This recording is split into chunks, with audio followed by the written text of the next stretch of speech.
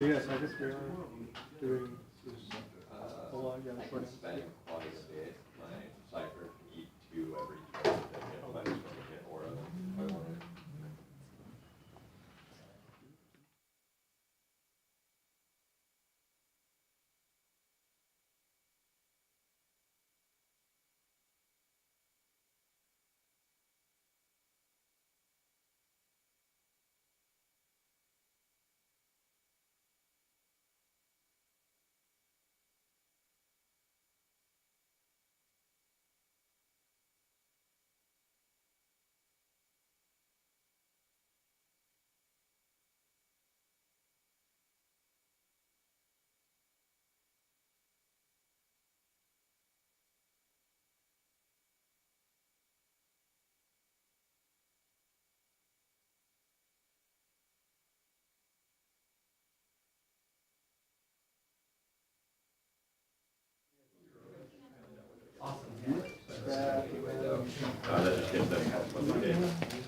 Yeah. So you just have like on there. The problem with people is like the games it ran. Yeah. Yeah, but you take a look at the screen, we're having an issue with audio output. Good looking Orks. Figured you'd be That and then just double it. able to. I'm building mine right now. Yeah, I thought so. Oh, that's fine. My brother logged in and me to play and I like to I have just at least fell like a in love little with bit of that ways to almost hide it. everything. No, that's true. And here, let's, I just want to do that just so that the opening is that way. That way. Yeah. I just liked all the different things that people like kit bashing and all this. All this stuff. I was like, that's just the greatest thing. Actually, the best one I seen was a guy had a bunch of Ork commandos and oil drones that like said not Ork. Do you want to put out a few more? That made me It's just to have them out, or you? No, I think we're fine with it. Yeah. Because I mean, like you said, we got these humongous buildings we can kind of work around. Yeah.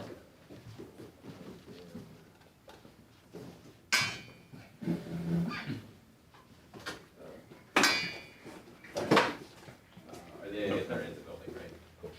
Come on, Graham. Now we're working. Oh, you got some Titans dice? Yeah, he wished me luck today, but he's on my team. Oh, is he? They're pretty well fixed. Well, technically, we started and ran for like 2 days. Yeah, I'm not quite sure. We haven't, for some reason, I haven't had a couple weeks Shut down updated that yet. Yeah, I saw that. Well, it was, I think it It's was a great name. Oh, for okay, Alliance. I was, Really did it. What is it? there were only 2 concurrent viewers and pretty sure it's just. Okay, so it should be running now, everything's live, up and running, it's picking up audio off the table, kit mics. Wayne of the Forge. Wayne of the Forge. Ultramarine, I'm gonna, salamanders, and Oh, and who's your John Trotter. Okay. So not me. I think I saw John. So yeah, you won't need, Yeah, I don't think I've ever seen him before. I just saw another guy playing Knights, and I was like, oh, I didn't know he was on the He streamed he was one of the commentators. Oh, okay. Big rap animated show. Yeah, and yeah, I think his army looks pretty well painted, so it seemed like His stuff's good. He's got that metallic Death Guard army. Obviously. I've not seen his stuff. I don't think I've ever seen him before. Yeah, he's a really cool Death Guard army. It's all like done in metallics instead of like the usual like just Death Guard green. It looks really good. Oh, interesting. Yeah. Let's see. Yeah, that hidden agenda. Early on. Oh. Yeah. I played against Knights and we forgot to do the agenda. Oh, that would have been so easy. I know. I'm like, that's a no-brainer, but we forgot to do Double dice cam today. I like it. Unlock it, unlock.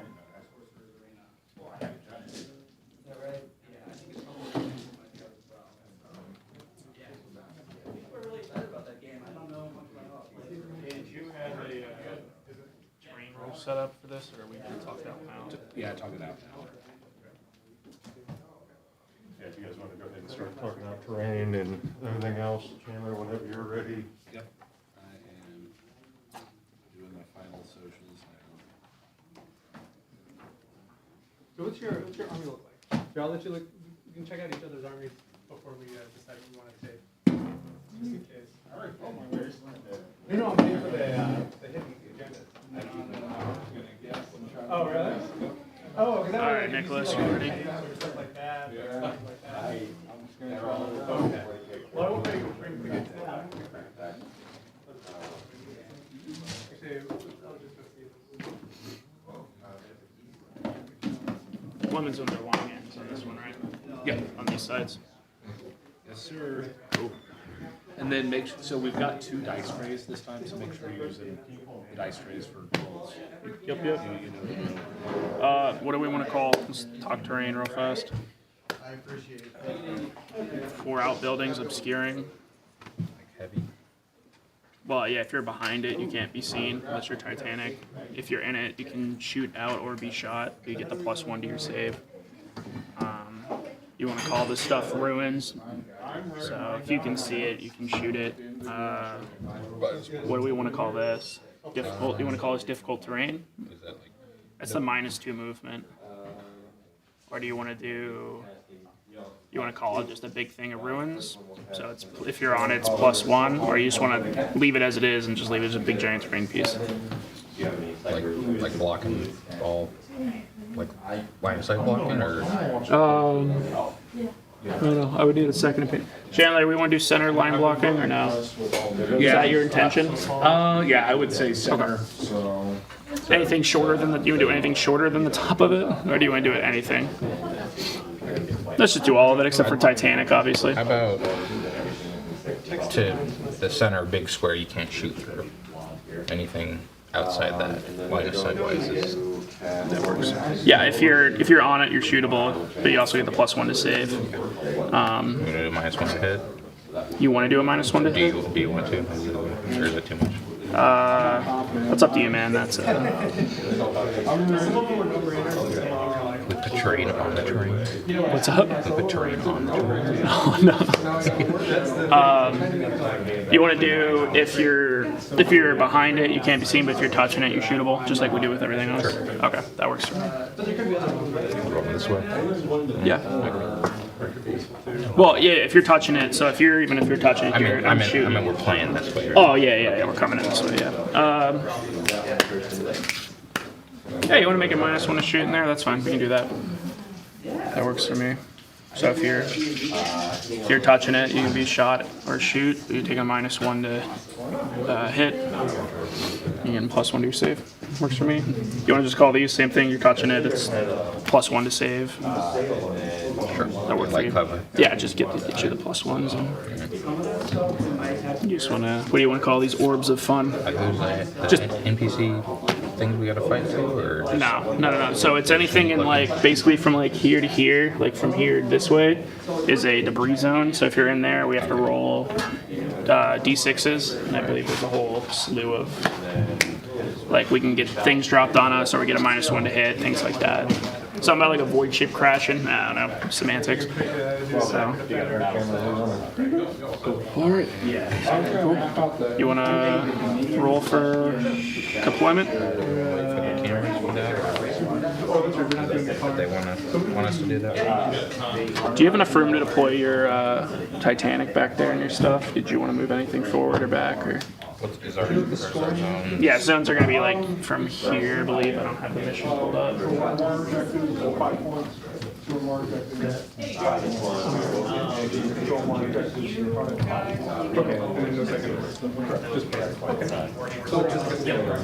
is an in-game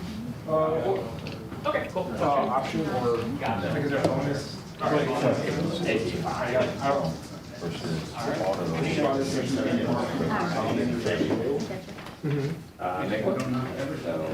The sticker is our normal price, so if it's on the sale, it'll let me know. If it's not sale, I can check it. So it should be 18 from the center to the deployment.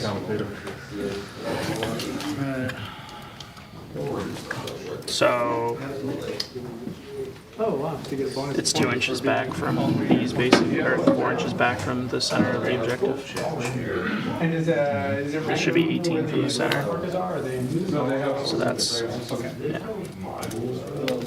So it's like 4 inches back from the.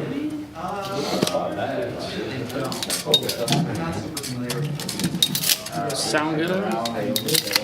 Alright. in the middle. Preset there. Was the exploding zone all the way back? These guys right here. Okay. Yeah. So I think it says what 6. So we got this whole. Yeah. And the explosion zones don't go into deployment, right, Chandler? How many, The explosion zones don't go into the deployment, right? No, they don't. Okay, cool. yeah, I know there's boards out there that have. Yeah, so it's only 6 inches from the edge, so anything from here, basically.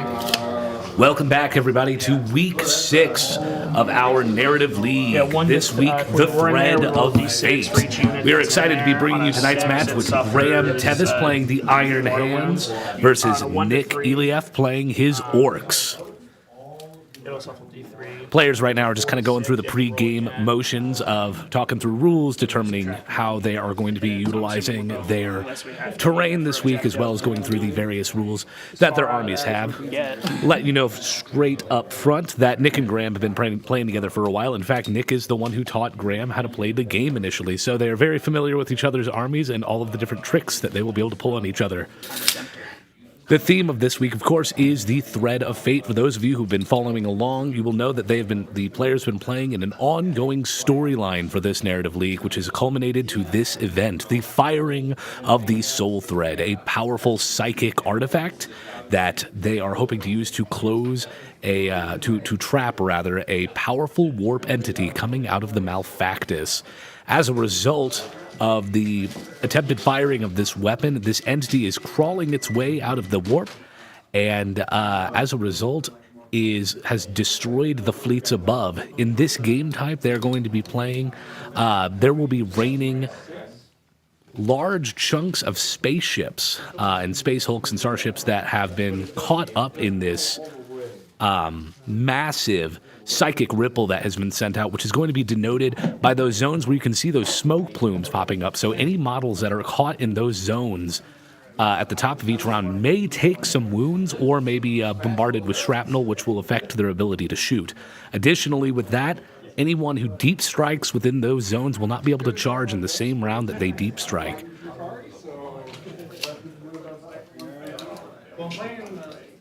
I'm going to roll for reservos, or do you want us to go over armies first? So we are going to start with going over the players' armies. We're going to start with Graham's Iron Hands this week.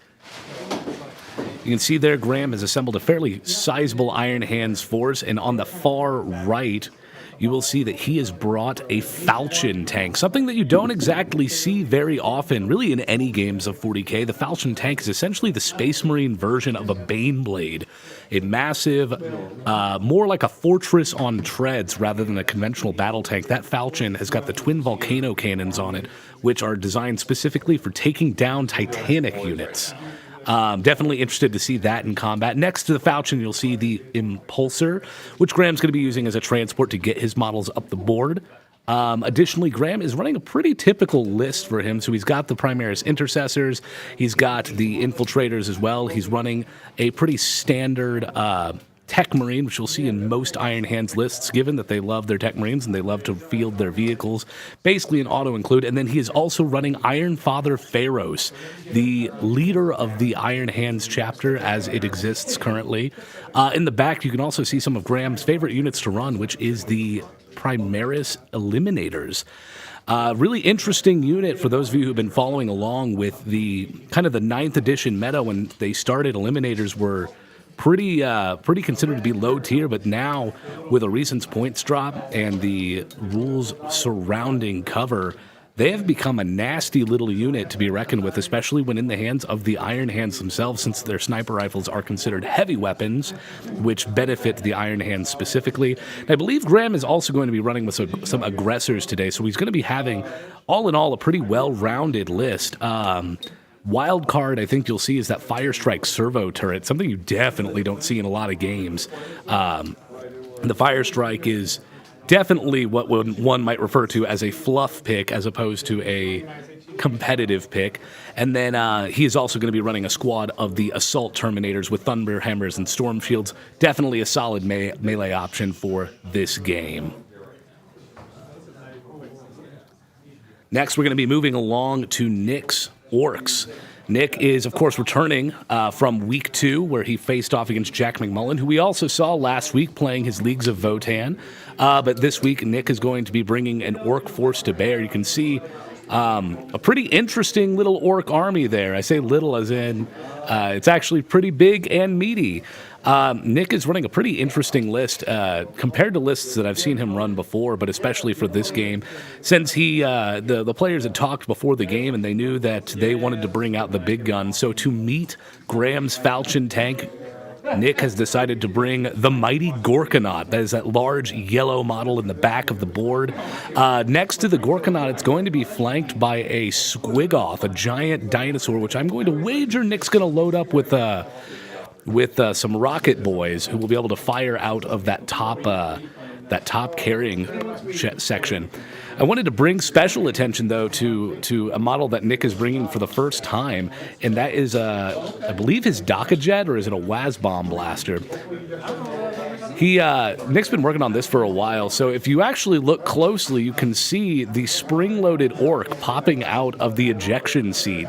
Project that Nick's been working on for a while. He does love to run his Wazbombs and Dakajets, but this one is definitely a treat to finally see the spring-loaded Ork popping out. Curious to see if it will last the game, but we'll see. Additionally, he's going to be running the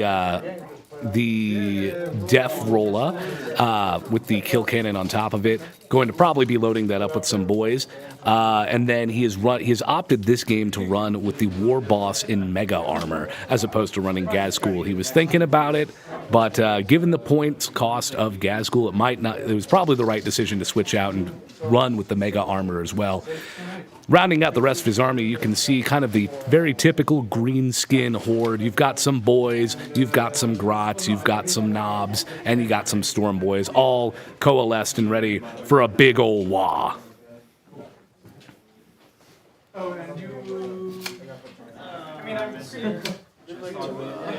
just want to take a second to Roll for deployment, sir.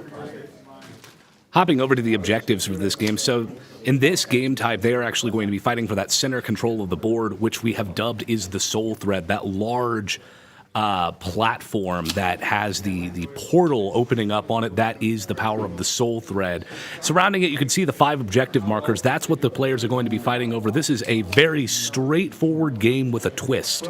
So they are fighting over the objective center board and all of the others. One objective will score 5 points, 2 objectives will score 10 points, and more objectives than your opponent will score 15 points each round. But there is a catch here. Like I mentioned before, there are those smoke plumes that you're going to see on the sides of the map. If they have models in that zone with the smoke plumes, there is a chance that they will lose some models as pieces of the starships that are exploding above are going to come crashing down. So it is definitely going to be a fight for that center board. Very interested to see where this game is going to go in general as we kind of move into roll-off and deployment.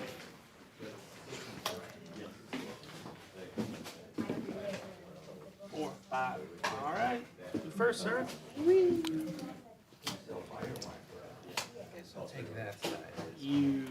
How dare you? Looks like Nick has actually opted to take the side that is not filled with the Ork terrain. Looks like his Orks have decided to play really sneaky this game and have caught the Iron Hands off guard. What a twist. Already starting this game's week with some very exciting developments to begin.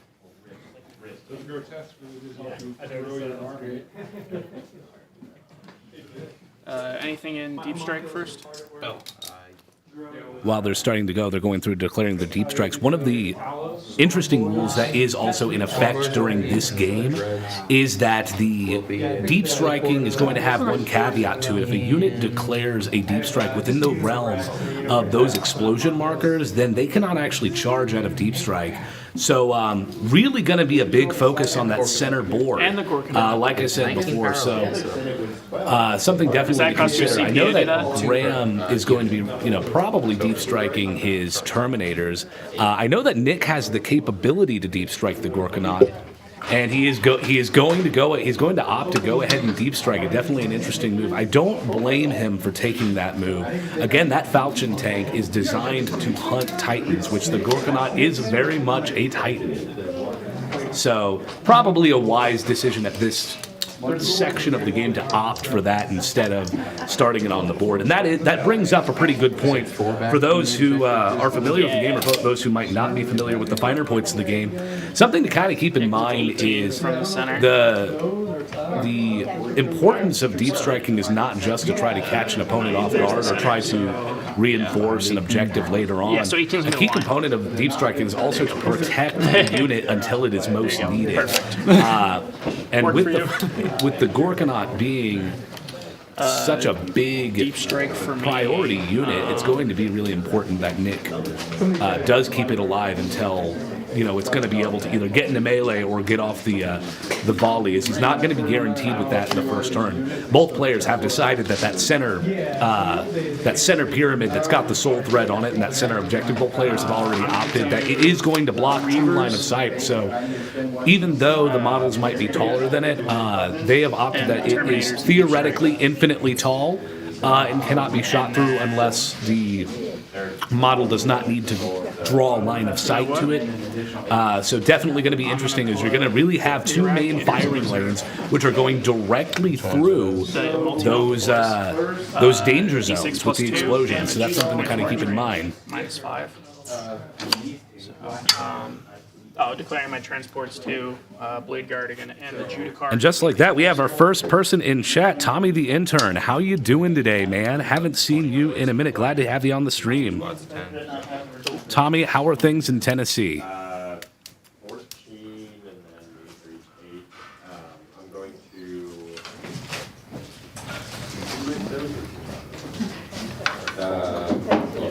His guns are aimed the wrong way, but you do. Seems right. Although if those are ruins, can he go in there? He can get in there. He's not getting a benefit, but looks like you and I trying to back our trucks up. Except we look like this. And just for the record, tonight's game is not brought to you by Raid Shadow Legends. That is not a thing. Just to clarify in chat there, tonight's game is actually brought to you by Miniature Market. Of course, our hosts who are hosting this event, and of course this is on the Miniature Market YouTube channel. Miniature Market is, of course, St. Louis's premier board game supply store that you would be able to purchase any of the products that you see here, with the exception of maybe that Falchion tank. If there's anything that you like, you can follow the bit.ly link in the description below. Follow that bit.ly link and it'll take you to the Miniature Market website where you will be able to purchase many of the goods that you'll see tonight. And it definitely helps out us. One thing to remember is don't forget to like, comment, and subscribe as you were watching this. If you like the content that you see and you want to see more of it, make sure that you do go ahead and do that. And if you're interested in getting involved in the St. Louis 40K community, definitely check out the Adeptus St. Louis link down in the description below. All of the players who have taken part in this league are actually members of the Adeptus St. Louis community. They are all passionate hobbyists. They are super, super nice people who are passionate about getting people into the game. Definitely a great community to join if you are just starting out in the game or if you're a seasoned veteran. We've actually had a lot of players in this league who are returning from previous editions as early as 5th edition. So very exciting to be able to bring people together in this sort of community. One thing that we are definitely excited about kind of moving forward as we do more of these streams, we of course have a special bonus week next week with David Clark, who's going to be playing his he's going to be playing the Alpha Legion next week, and he's going to be facing off against Michael Rose, who is going to be playing as the Ultramarines. Interesting point for those of you who aren't necessarily part of the Miniature Market community yet and haven't been here. So David and Michael are, I believe, 2 of our first store champions for a couple of our leagues that we've had. So it's always exciting to see them. They are definitely some top tier players for here in St. Louis. Love to see them play and get that high level play. So definitely check out next week for your bonus week. But tonight we are going to be having the Iron Hands versus the Orks. Cursors, just want to let you know. Welcome to chat, Ty. Glad to see you. Wear mine, so if you charge them on a 2-up, I roll an is D3 mortal wounds. So if you end with an engagement range, that's just a free warrior I have. Just want to let you know. 6 shots. 3. Hitting on 4.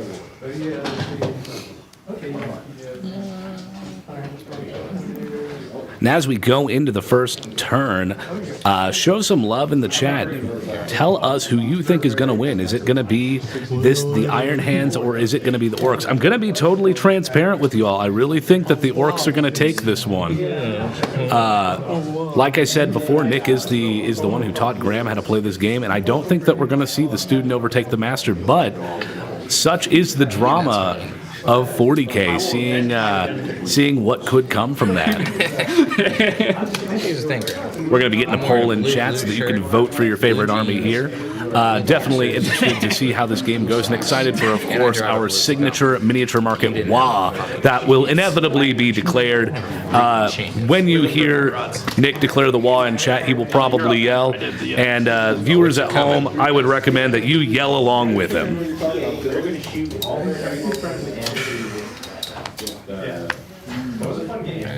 So they like forward deploy things? Yeah. But they're the ones that don't do the 12-inch denial. That's the other guys. All right, and we're moving into the deployment phase. Going through everything in the army. It looks like Graham has gone ahead and deployed his aggressors up. Oh, it's the incursors, not the aggressors. I've been corrected. Deployed the incursors not just upfield, but it looks like maybe in the blast zone, the danger zone. Nope, it looks like he's measured to preemptively get them out of the danger zone. Probably the wisest decision. Definitely incursors and infiltrators. I have always held the somewhat unpopular opinion that they are probably one of the most underrated infantry models in the game. I know incursors definitely have some favorability in the more competitive crowds, but I'm actually a huge fan of the infiltrator. One, great sculpt. Absolutely love the Phobos armor sculpt. I have, I think, like 60 infiltrators that I've acquired over +1 attack and over time, but they've got a lot of really interesting buffs if you're running a theme list. Such as if you run them with the communications officer, they can actually receive buffs from other Phobos units, whether they are inside that 6-inch bubble or they can actually receive them from anywhere on the board. Additionally, they are excellent for deep strike denial, as they do have a deep strike bubble. Looks like he's deploying more incursors over on the far side of the board, trying to lock down those lanes and prevent any kind of early takeage on those objectives. That is one of the advantages you see in a Phobos-focused army, is that you can, in fact, lock down an objective before the game even begins. It really brings the come and take it from me strategy into the game. Definitely one that I have liked to play. And given that the Iron Hands are a pretty tough faction to remove from the board inherently, playing that kind of aggressively and forcing Nick to take the objectives off of Graham is definitely a wise move in my book. Okay. The next third shoot. Book sucks. Hiding and then shooting.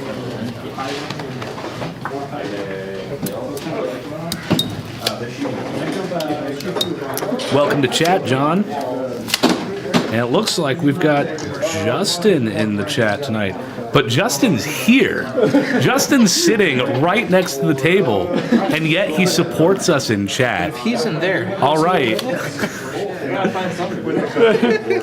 He's a mork. I would like to remind everyone tonight that whoever gives me the best confident compliment of the night will win the Fan of the Night award. It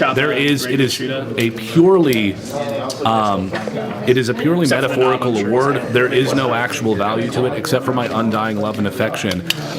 John won last night, but I wager that there will be an upset for Fan of the Week.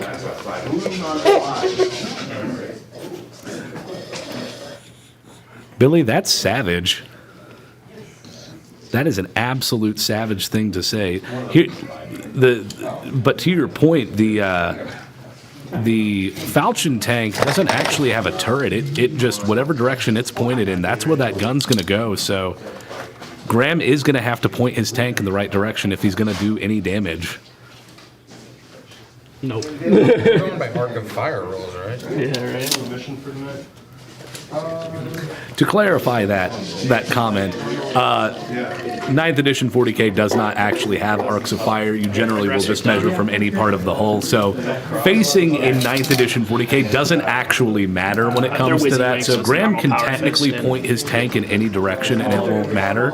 All my dread. So, Yeah, but they still come. but I think it's the thought that counts. You know, if you dream big and you manifest it 4 extra attacks. by pointing your tank in the wrong direction, it will inevitably miss. 8. Or no, And I do remember like. 3 base, 4. 3 base. you playing tonight? Goths. Goths. Which is Just had no chance. Smash, exploding sixes. ouch. +1 strength. I'm in danger. All right, so Nick is actually going to be opting to play the Goths clan tonight. So the Goths are one of the several sub-factions that the Orks can play, and they focus primarily on melee, dealing additional damage with strength, and I believe exploding sixes as well when it comes to melee damage. So definitely I believe the chosen, I believe that is the clan of Gajewski Thuraka, who he has opted not to play this week instead for the Warboss and Mega Armor. Definitely think that was the right choice. As great as it would be to see Gaz on the table tonight, I think it's even better to opt for the Gorkanaut instead.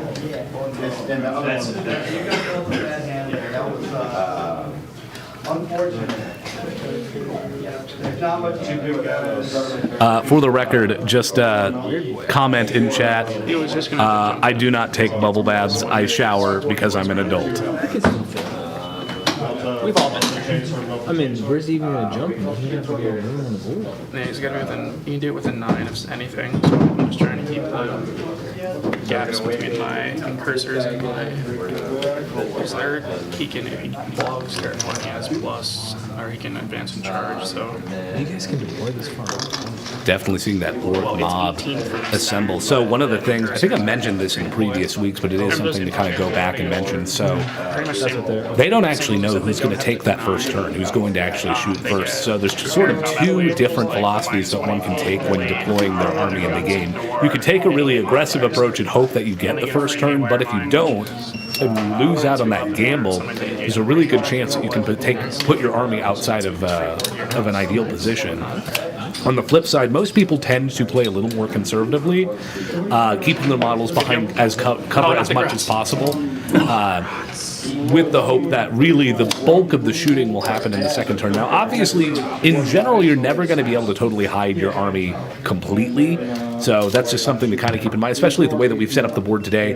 It's going to be a pretty aggressive game. Fortunately, with the players agreeing that the big center stack is blocking line of sight, they can actually kind of use that center pyramid as cover itself in this early phase. So that's definitely going to be something that is going to result in what is likely going to be a fairly quick first turn. I don't anticipate we're going to see a lot of shooting and charging, other than those infiltrators that Graham has placed 72-inch up board. range, 6 shots, strength 7, -2. Interesting decision there. It looks like Graham has actually placed his eliminators in the moves 3 back, inches. which is definitely a not a bad move by any stretch, but eliminators also do have that advanced deploy rule. He doesn't have to put them in his deployment zone, so I'm wagering he's hoping that by sticking them in cover, they're just going to be a pain in the butt to remove. That's really a common thing. I actually played a game against Graham. We did a combat patrol tournament about a year ago now. We're coming up on a year, and Graham absolutely dunked on me in that game. However, the one thorn in his side were 3 eliminators on my side of the board that were nearly impossible to remove, and that is one of the things. For the points cost, they're basically a model you either have to focus down early or you just have to totally ignore and realize that you're going to take the damage regardless. So definitely interesting seeing those in the back. Will probably help him, since we know that Nick is going to be placing some of his models into Deep Strike, and I'm going to wager Nick is going to de-jump some of his boys in later in the game. I do wager that is the plan for that, is to prevent Nick from getting into his back line.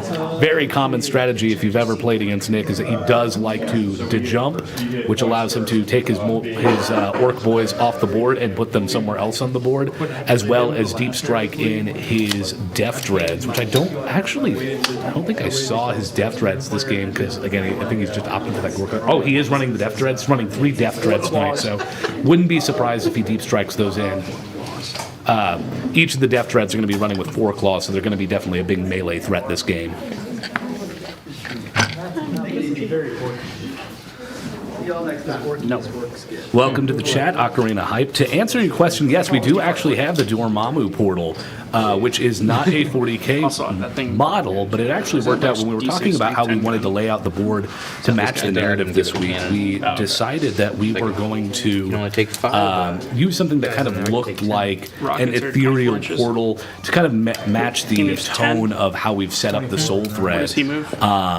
So it was fortunate that Tyson, who's actually our director for this, Tyson happened to have the Dormammu portal as well as some really solid terrain pieces to represent that, so we decided we were going to go with that. But definitely makes for a good terrain piece. The Dormammu portal is also purchasable on the Miniature Market website if you're interested. That is for the game Marvel Crisis Protocol, a skirmish miniatures game that focuses on your favorite Marvel heroes. Iron Daddy down.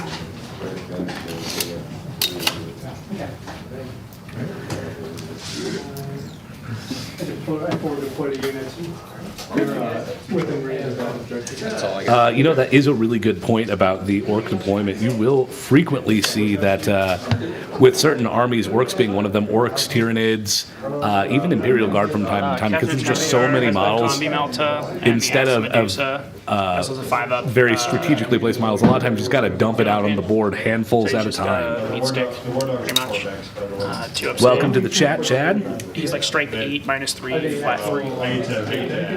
4 up invuln. Taking a look back at that poll, looks like orcs do have the lead in the poll, but only by a little bit. So looks like definitely favoring. We'll be interested to see where that poll goes as we go throughout the night. I'm putting this unit of Blade Guard, Disciples of Melkor, pretty much 4 second level units, to bunch of stuff and have to spread it. And then putting So just like with last week, where we had Jack returning from week 2, this week we have Nick returning from week 2. So for those of you who have been following along with the various streams, you will, of course, recognize Nick's army. But this time we are double the size. Week 2, we were, of course, playing at 1,000 points. But in this week, we are playing with 2,000 points, which, again, is the standard game size for a game of 40K. So kind of going back to that first week, he was running, I believe, a couple trucks and I am dropping the ball on the name on his big transport unit. What is that called? This one, Squig Off? No, not the Squig Off. Battle wagon. The battle wagon. I believe that's actually my battle wagon that I sold to Nick, and I totally forgot what it was called. Good chance. It doesn't specify one of the two. So Nick's battle wagon. So I believe last time he was playing with the battle wagon, a couple trucks, and then mostly boys. But because we are playing at that higher level, he's able to field just more vehicles in general. One thing to keep in mind: Nick is starting his Dakajet or his Wazbomb off the board. That is actually a new addition to the rules. So previously in 40K rules, you were allowed to start your jets on the board, but now any aircraft unit has to start off the board and cannot actually deploy on the board until turn 3. So he is going to be starting with quite a bit of his army off the board by the looks of it. A couple squads of boys. He's got those Storm Boys, the Death Dread. So Graham is really going to need to deal a lot of damage early on and take that board control for when all of the deep striking comes in. So he's definitely got a lot on his plate there. A lot of pressure to deal damage early on. Judicar, just a heads up.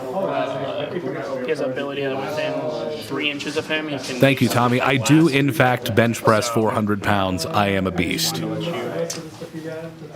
No, so Blade Guard vets and Judicar in here. So my transport. And then this is also a deep strike. So this one here, it's got these little wings on the side. This would be my Archon and his Strength 9, 3 wounds. one of these. Alright, I am My. ready, sir. You ready? I'm really spread out. I normally am like death ball.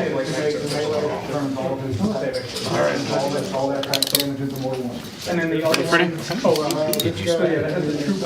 3. Yeah. Oh, you can. And then. So what's up? Orks, are we starting at 12 or 6? I thought it was 6. We're starting at 6 or 12 CP. 12. Oh crap. Okay. Yeah, narrative always well, narrative typically plays with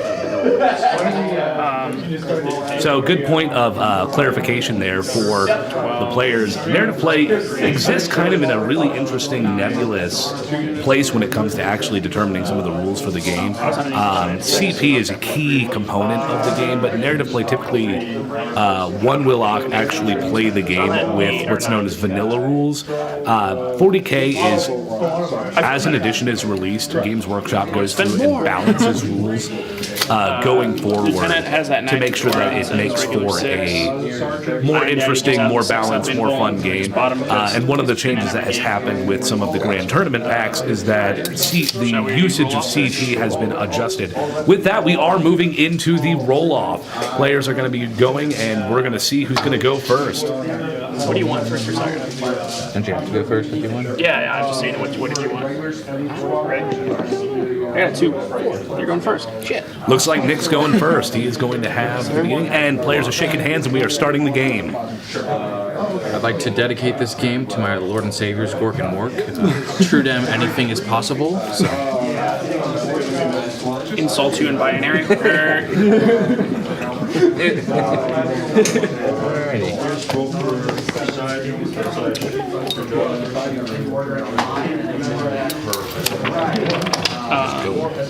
So you know as well, I have a Space Marine stratagem that Get my point for my turn. so do I.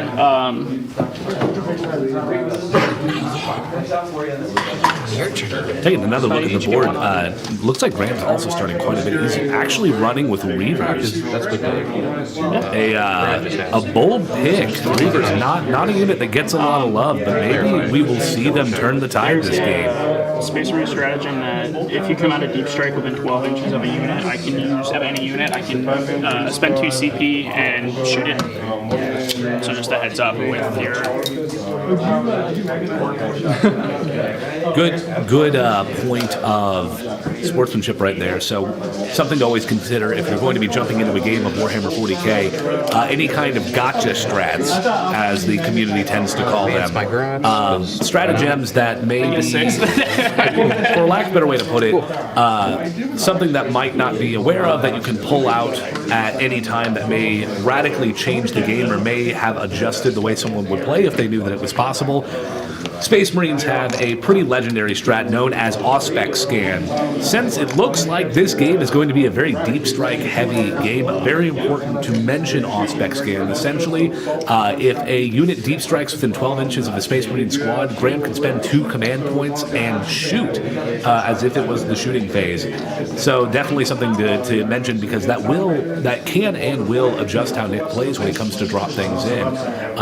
If he knows that there is going to be retaliation from Space Marines, typically you wouldn't be able to do that with the standard rules, but that is a very common Space Marine stratagem used very, very frequently in most games.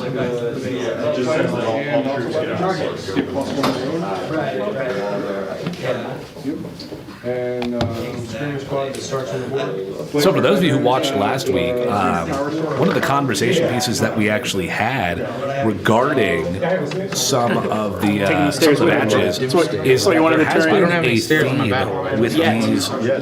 There has been a theme with these with the last couple of leagues that, or the last couple of matches of the leagues, that one player has been getting locked in their deployment zone turn 1 and has had to fight for a desperate breakout in order to get back on the board and get back in the fight. Nick was able to lock his first opponent, or not his first opponent, but his week 2 opponent. When he was playing against Jack, he was able to lock Jack in his deployment zone turn 1. Doesn't look like that's necessarily going to be possible this game, but Nick might have a trick up his sleeve to try to keep Graham locked in. Not actually sure if that would be the worst idea for Graham, though. He does already have that forward deploy that he's put in the mid board, so already in a sense, staking his claim on those key objectives. Graham also running with that deep strike. Iron Hands tend to be an army that want to, fight from afar as much as possible. So being locked in a deployment zone, as long as you're still able to shoot your guns, might not be the worst thing. We can see that Nick is moving that Squigoth up the board, and looks like I was right. He is deploying those Rocket Boys in those, or Tank Busta Boys, as they are known. Something to keep in mind with Orks, they in most recent editions, they've kind of become an army that can do a little bit of everything. They've really become a toolbox and come into their own this edition. Previously kind of known as a melee-focused horde army. Now they really can do anything depending on how you build your list.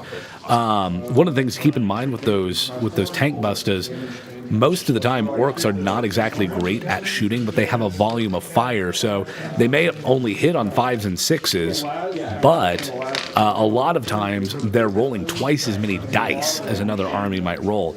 And they often have several rules that allow them to get what's called an exploding 6, which means one hit. If you roll a 6, you get 2 hits, essentially. So something to kind of keep in mind, those Rocket Boys, I can definitely speak from experience.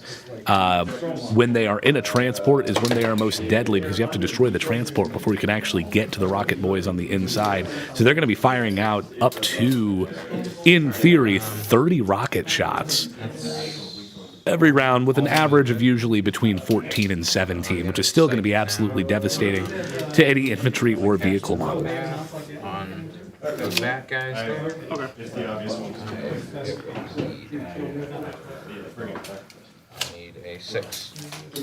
You get a +1. So, to respond to chat a little bit, I will not commentate this game as Jack Nicholson, but I will throw a question out to chat for discussion. If you could pick one person to commentate a game of 40K, who would it be?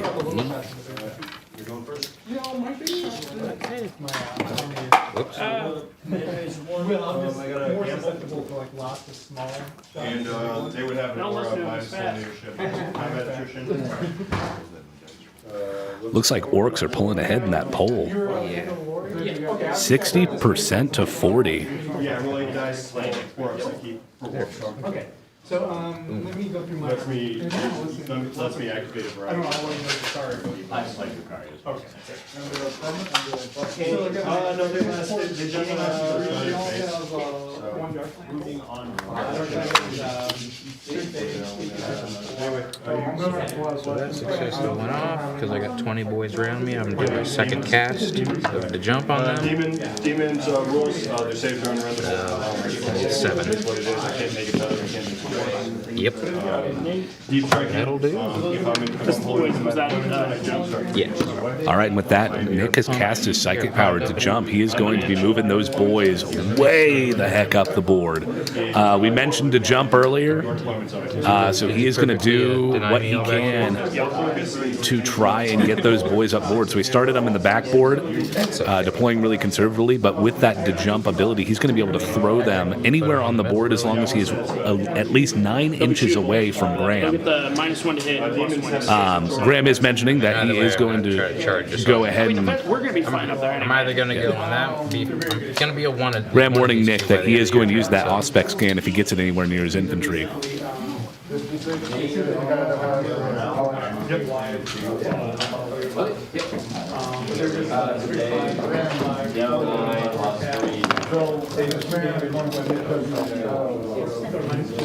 And just like that, Nick is jumping up on that center objective. So the center objective, again, just kind of mentioned, the Dormammu portal, as it's been mentioned, that is the soul thread itself. That is the super weapon that they are fighting over. Yeah, so this is the... For the sake of this game, it does not actually result in any additional points, but Nick is definitely trying to take control there this guy's with his boys. From these guys over here. So that's your edge. So, and if you're in there, basically you're good. Actually 9 from both. You have to be 9 from everything. Yeah, so okay, I got options now. Yeah. So, yeah, 9 inches is here, so you're good if you're on that rock. That's your call. It's like a traditional the things that are in his cabal are basically guys who shoot, like you're talking about.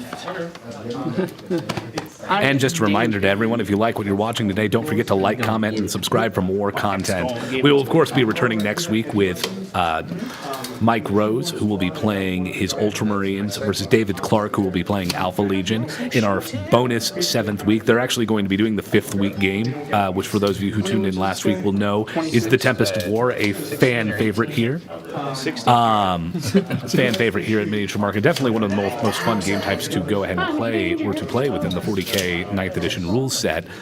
So we will be doing that next week in a bonus week. Very excited to be bringing you that game. 7 boys pistols into that.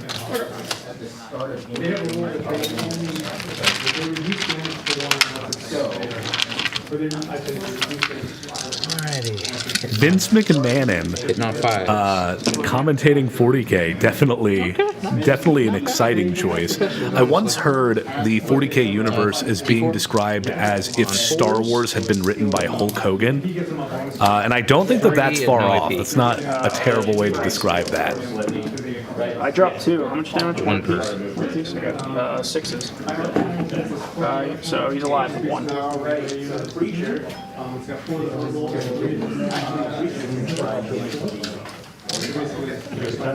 That's under this unit right here. Yep.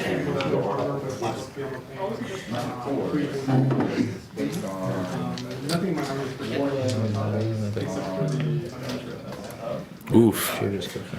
Robin Williams as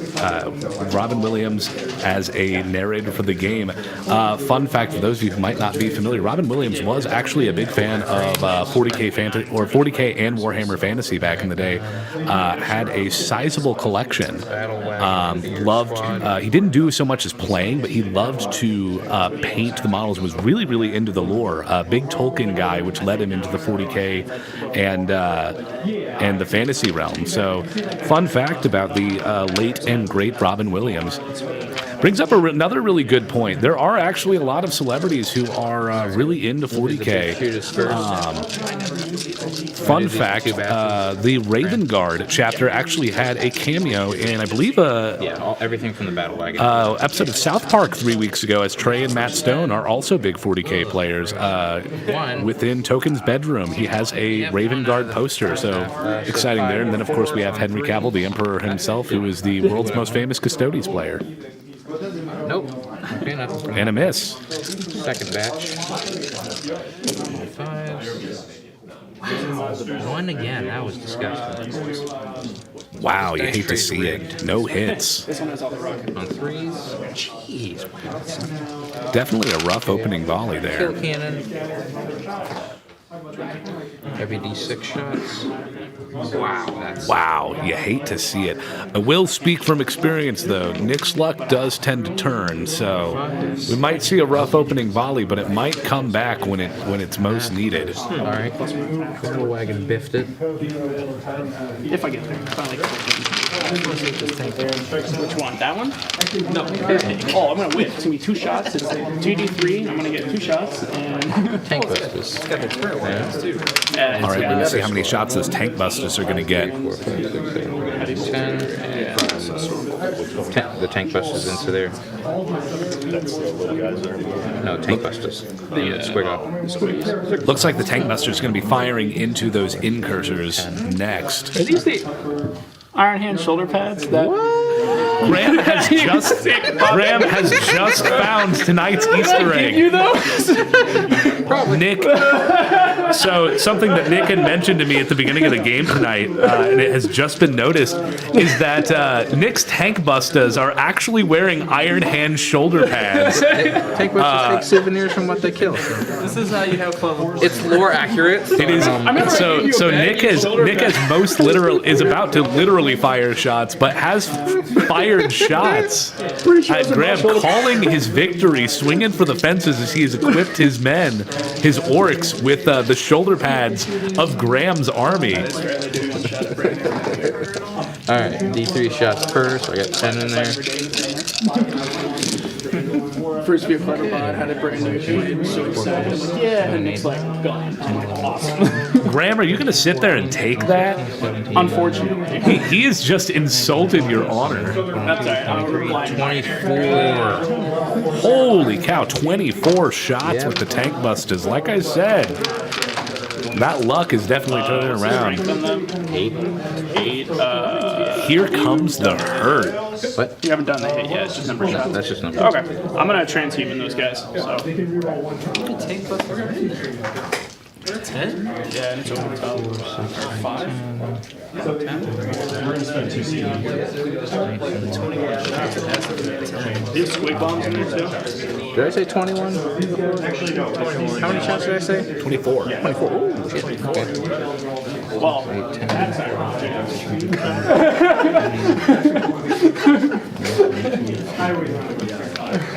Okay. End of the phase for PCs. All right, he's going to roll them. Let's see it. 5s and 6s. Here we go. Yeah, it's the only thing that's in there. On 5, because Squigoth doesn't count as unmoving. The Howda. But these 5 rolls are I see a couple 5s and 6s in there. you gotta have big hands if you're a player. You gotta have a bag of dice. All right, looks like you got a pretty average roll. I know no Nick's here because you got a bag of dice and a bag of boys. Alright, so on 4s because of transhuman? Yes, sir. So it looks like Graham's elected to use the stratagem Transhuman Physiology, which will definitely increase the survivability. Had he not used that, he would have had 7 wounds go through as opposed to 3. So definitely a wise choice on Graham's part right there. I saved 2. How much? Or 1. D3 per, right? 3 per. 3 flat per. Do believe, let me double check. Piece of nurgle will. Yeah. 3 flat? Yeah, minus 2 D3. So. Okay, so 2 went through, so roll the damage. So I have to roll for no points. Oh, the rockets are D3 damage. That's flat 3. Oh, flat 3? Oh, okay. I thought it was D3. Alright, All right, let's see that save. 6s. first one's dead. Next one. Dead. All right, so that's 2 of those incursors down. Like I said, Graham's taking the come and take it approach. So Nick is going to have to focus down those incursors early on. Well, the new troops rules is those, Alrighty, sticky objectives. Oh, nice. Okay. Yeah, if I have a troops that holds them, then... That's all my shooting. Alright. So charge with those middle boys. I mean, that's kind of what orcs always do. They always come and take it, right? It's the only orc phase. It's the only thing that orcs do. It's charging with a sprinkling of psychic. So you roll to see which one it does. Alright, they'll... 1, 2, 3, and 4. This deep strike is going to be extremely scary. Yes. They'll charge then. All right, orcs are going to attempt to charge here. 9 inches, let's see it. Spicy. Don't get it, but I do believe orcs do get a reroll on charges for it. Here we go. Oh, Nope. not quite. Alright. That's all she wrote. And with that, it looks like we are done with first turn for Nick. We're going to be moving over to Graham next. See how he is going to respond.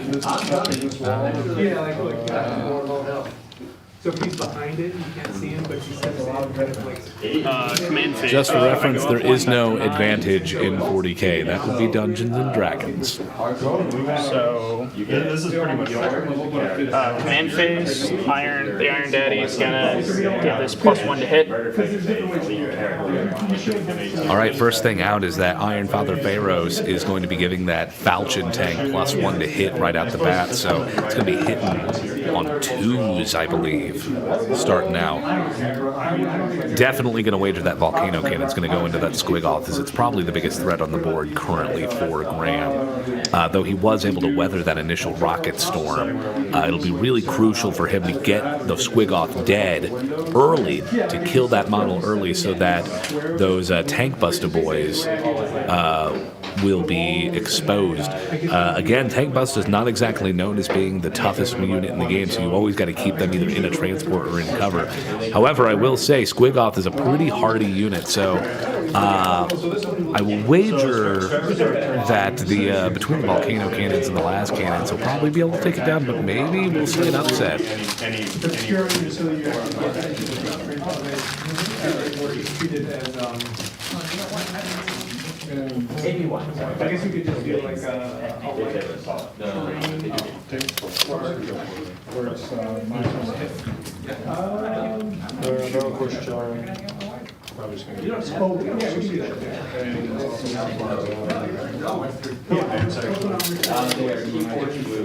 Minus one hit shooting in from outside of the One of the things we talked about. Also, and if it's not a choice, then there's a problem. So I set up my. We're just trying not to. And don't forget, everyone, with tax return season coming around, definitely consider, if you're interested, starting a new 40K army, whether it's an army for the first time or whether you are a veteran player wanting to add to your pile of shame. And if you are interested in starting that army, definitely check out the bit.ly link in the description below to take you to the Miniature Market website. Miniature Market is, of course, St. Louis's premier gaming and hobby store. You will be able to purchase their website ships worldwide, and you'll be able to purchase pretty much any of the models that you see today on the stream, with the exception again of that Falchion tank. I believe that model is a Forge World exclusive. But definitely check that out in the description. Or if you're local to the St. Louis area, come into one of the stores. We will be, of course, running 40K next week as well on Tuesday nights. But we have events at the store, so you might actually see us going through and doing some of the streams that come in during the evenings. Definitely pop in if you are so inclined and wanting to spend some of your tax return. Would like to remind everyone that we do also have the Games Workshop Minicon, which is coming up on March 11th, where we're going to be having several different events for the general Games Workshop and 40K community. Last year's Minicon, of course, we had paint contests, we had a kill team tournament, combat patrol tournament, games of Wrath and Glory, game demos, Age of Sigmar, Adeptus Titanicus, all sorts of things, and we're excited to be able to bring you lots of different surprises this year, with some returning events and some new ones as well. Once again, mention one last time, if you are wanting to purchase things that you see tonight, follow the bit.ly link in the description below. -1 to hit and then +1 to your save. Did you say something about a movement? We had talked about the -2 at the beginning, but then we were both kind of like, nah. I mean, they're not a. You want to get a ruling?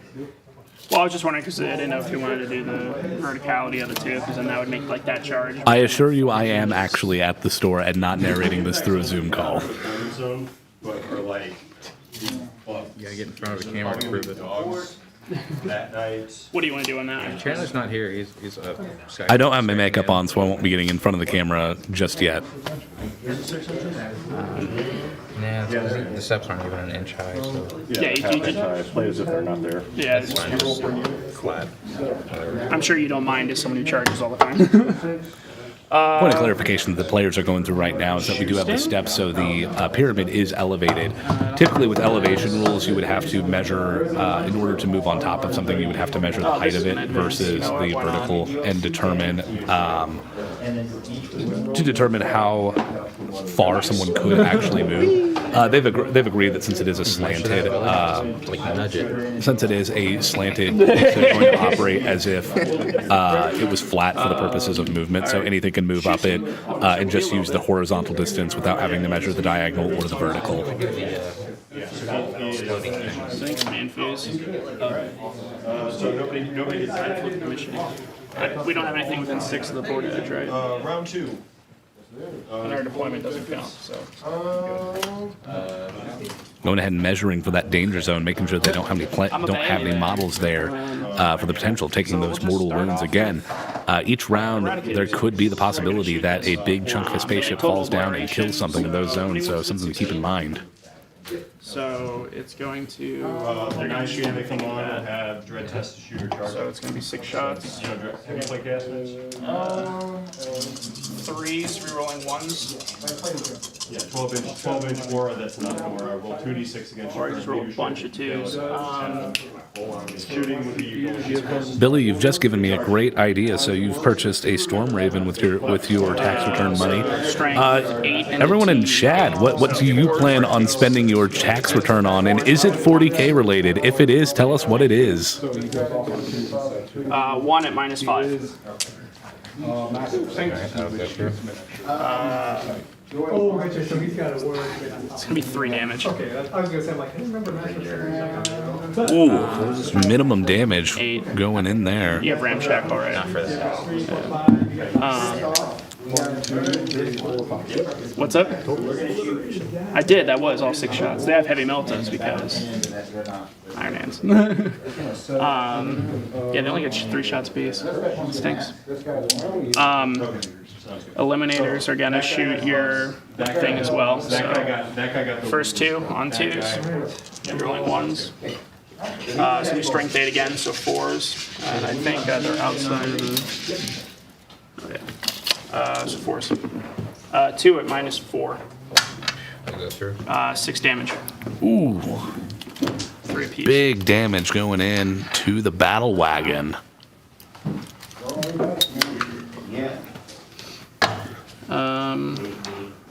Alright. This thing's gonna shoot that. So it's gonna put the las cannons and the volcano cannon into here, and then the heavy bolter and storm bolter are going into up there. Cool. Cool. Alright, so 2d3 shots from here. Yep. Eric himself. So 5 shots. 281. So 2s, we're rolling 1s. And he counts as a unit. Strength 14. Singular unit. Ooh, T 8, right? So volcano 3s. cannons going into the orc boys. I guess it is probably the only valid target he has currently. Definitely ones some did you say, overkill there. Oh no, it is going into the Squigoth. 18, actually. Does it have an invuln? Nope. What's the save? 3. Okay. 3 at -5 or -6. -6. I believe it's 6.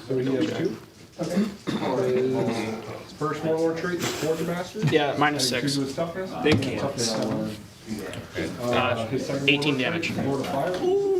6 apiece. Within 6 inches of him, can you reroll to determine the number of shots? Okay. I think that's gonna be a dead Squigoth right out the gate. -1 to wound. Like I said, volcano cannons are nothing to mess with. Correct. Because it's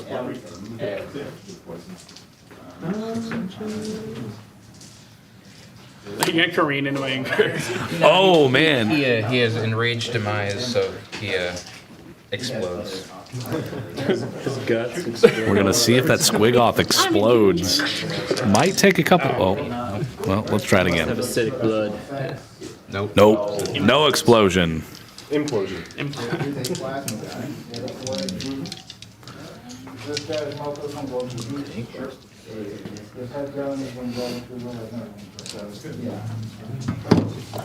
Now Nick's gonna roll and see how many of those tank busters are going to escape as the Squigoth goes down. That is one of the things when you put something in a transport and it is destroyed, there is the chance we will lose models as they come out. Wow. Looks like Nick was able to get out unscathed. That's a break.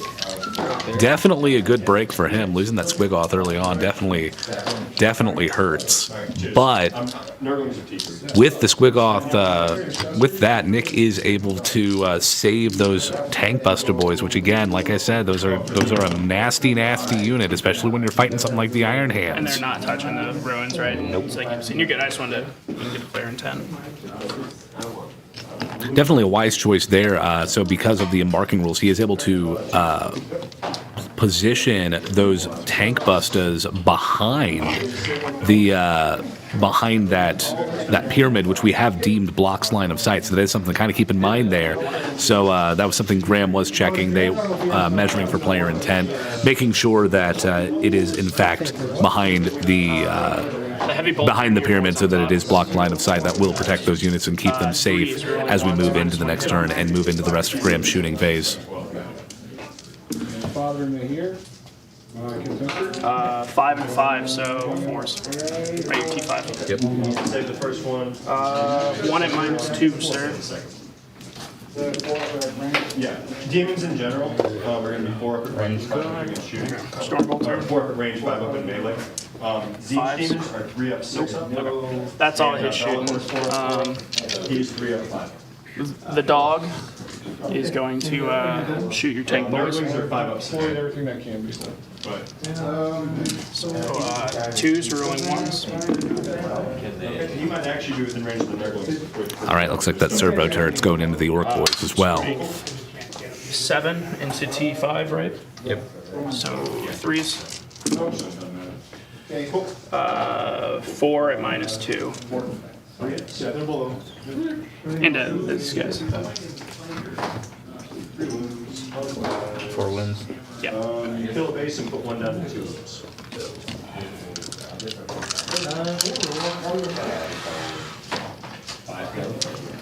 Three to start.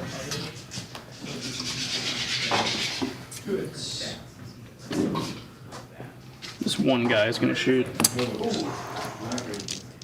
3s. 5s, because you're T5. Nope, you're good. No wounds there. Do cursors have ignore? This one I'm gonna read. Oh, hold up, 1 second. They're good. Aggressors are going to shoot your boys here. 3d6 for the grenade launcher. How many boys are in there? 10? 9 now. They lost 1 from the 3d6 shots. So 9, 12. So it's one's got wound and then you have over. So 4s reroll 1s from the captain.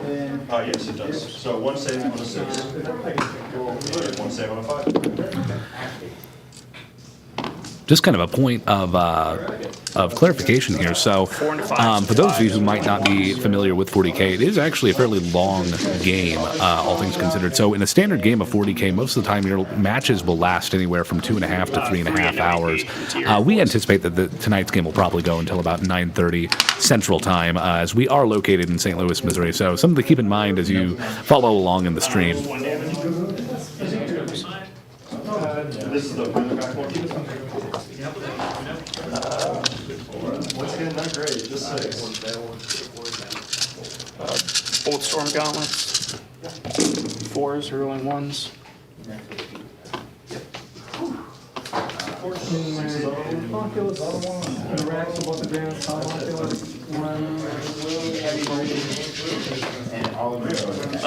So as those Gravis Marines begin to open up, we definitely do have, I would say Graham definitely has taken the stronger opening volley here. But with that being said, I will say that depending on how Nick utilizes his deep strikes as the turns go,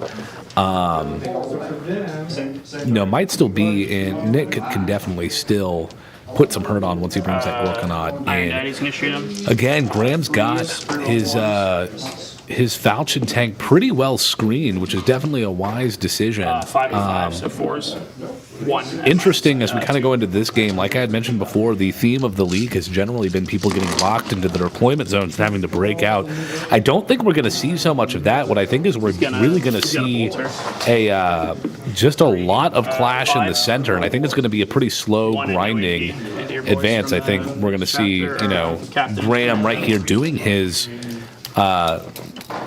having a pretty good opening volley himself, but I think once Nick starts to drop stuff in and charge things in using his deep strike and all of his Orks melee and mobility rules, I think we're going to see him start to push back, as he is definitely going to have that melee advantage once the fighting starts.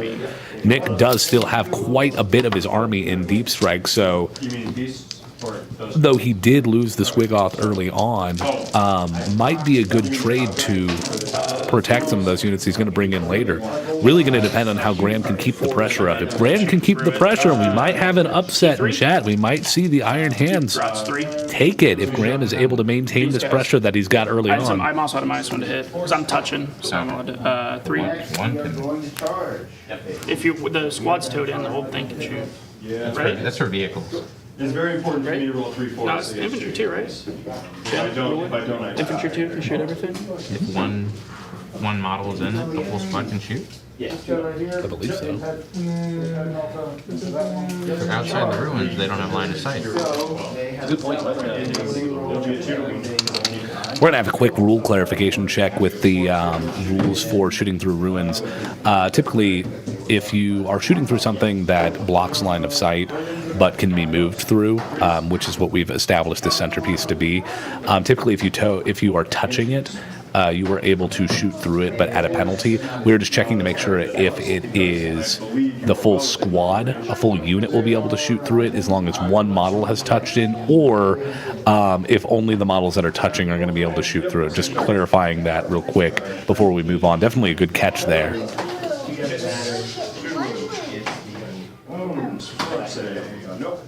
You will actually have to roll damage. Shooting on 3. 6 inch per head range. You roll everything. Oh, this is the head mount. Yeah, this is the head mount.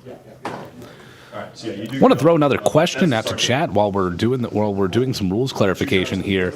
Obviously, we are here tonight for 40K, but I want to see in the chat, what are your favorite games to play? Whether it's a war game, board game, card game, or RPG, let us know.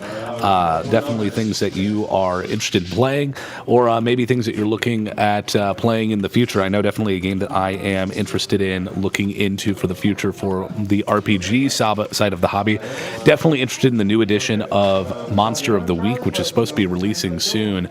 Monster of the Week is a great RPG for those who are looking for something more akin to maybe X-Files, Buffy the Vampire Hunter, Stranger Things, something where you're going to be playing typically as normal people fighting supernatural entities. So definitely something that I'm really interested in as we kind of move forward. So definitely let me know what are some of your favorite games to play. No, we'll just roll it and see what he's leadership 7, he lost 4. 4 into 3, so 3 is 1 at no 80. I have covers. I actually looked up their stats. I didn't realize they actually had a 7-up save. I thought you were joking. No? Top of 2, or bottom of 2. I would pull 1 objective, 2 objectives, 4 regular 15. You should have talked to me before that. That's really funny.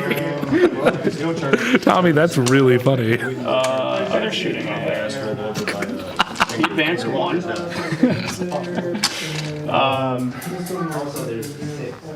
End of my shooting phase. These guys are just going to drop. To that Screamer squad. Straight He's going to give 6 to hit auto wounds to the Screamer squad. And that's it for Commentator. Yeah. Movement. Ork. 16-inch move on Screamers. You roll the 2 it is. So -1 hit on 6 on there. These guys are going to charge your, this. Battle wagon. Yeah. I am moving them forward a pad. 6-inch charge. That sounds right. They're small. They shouldn't be particularly fast. They're nerdle. You never know these days. Yeah, so they're Yes, they're 5-inch. I'm going to charge your rocket boys over here. So that's going to be a 9-inch charge. So 7. These can go there. The teams. I did not get it. I'll see you roll it. He heals. Shooting. Oh, actually, I don't even know if I ever. I got it with a 7. Here, 36. 36. So you can do. I'm gonna. Thanks. Appreciate that. I'm gonna fight over here first. All right, moving into the fight phase. Nick's going in with those incursors into the tank busters. Now, one thing to keep in mind, though, the tank busters are primarily a ranged unit. Pretty much any orc is going to be dangerous in melee, just like any space marine is going to be dangerous in melee. So, definitely interesting there. And he is going to be putting those incursors very close, it looks like, to the knob and mega armor. So Nick will definitely be able to capitalize on a counter charge here if he so desires, but might be putting that mega knob in danger if he does so. No, I moved up, but then I remembered Bellacore that has all I'm not keywords. 48 inches. And then I was talking about 36 or 48, but I'm only 36. Do you want to So the idea do is to be anything? outside of the range of your twin range. Okay. So, now just shoot. This one will shoot into there. We're trying to pick on. I reroll. We want Bellacore into the big guy if we can. It's our best chance of actually killing one of them. This guy's gonna shoot. Killing up there, 9 inches away from the big guy. Ram's thumbing through some of his stratagem cards to see if he's got something that'll help him in this situation. I don't want to bring it. Carnivores are being fun for second. The dark planet, so the guys right inside of there shoot the true one.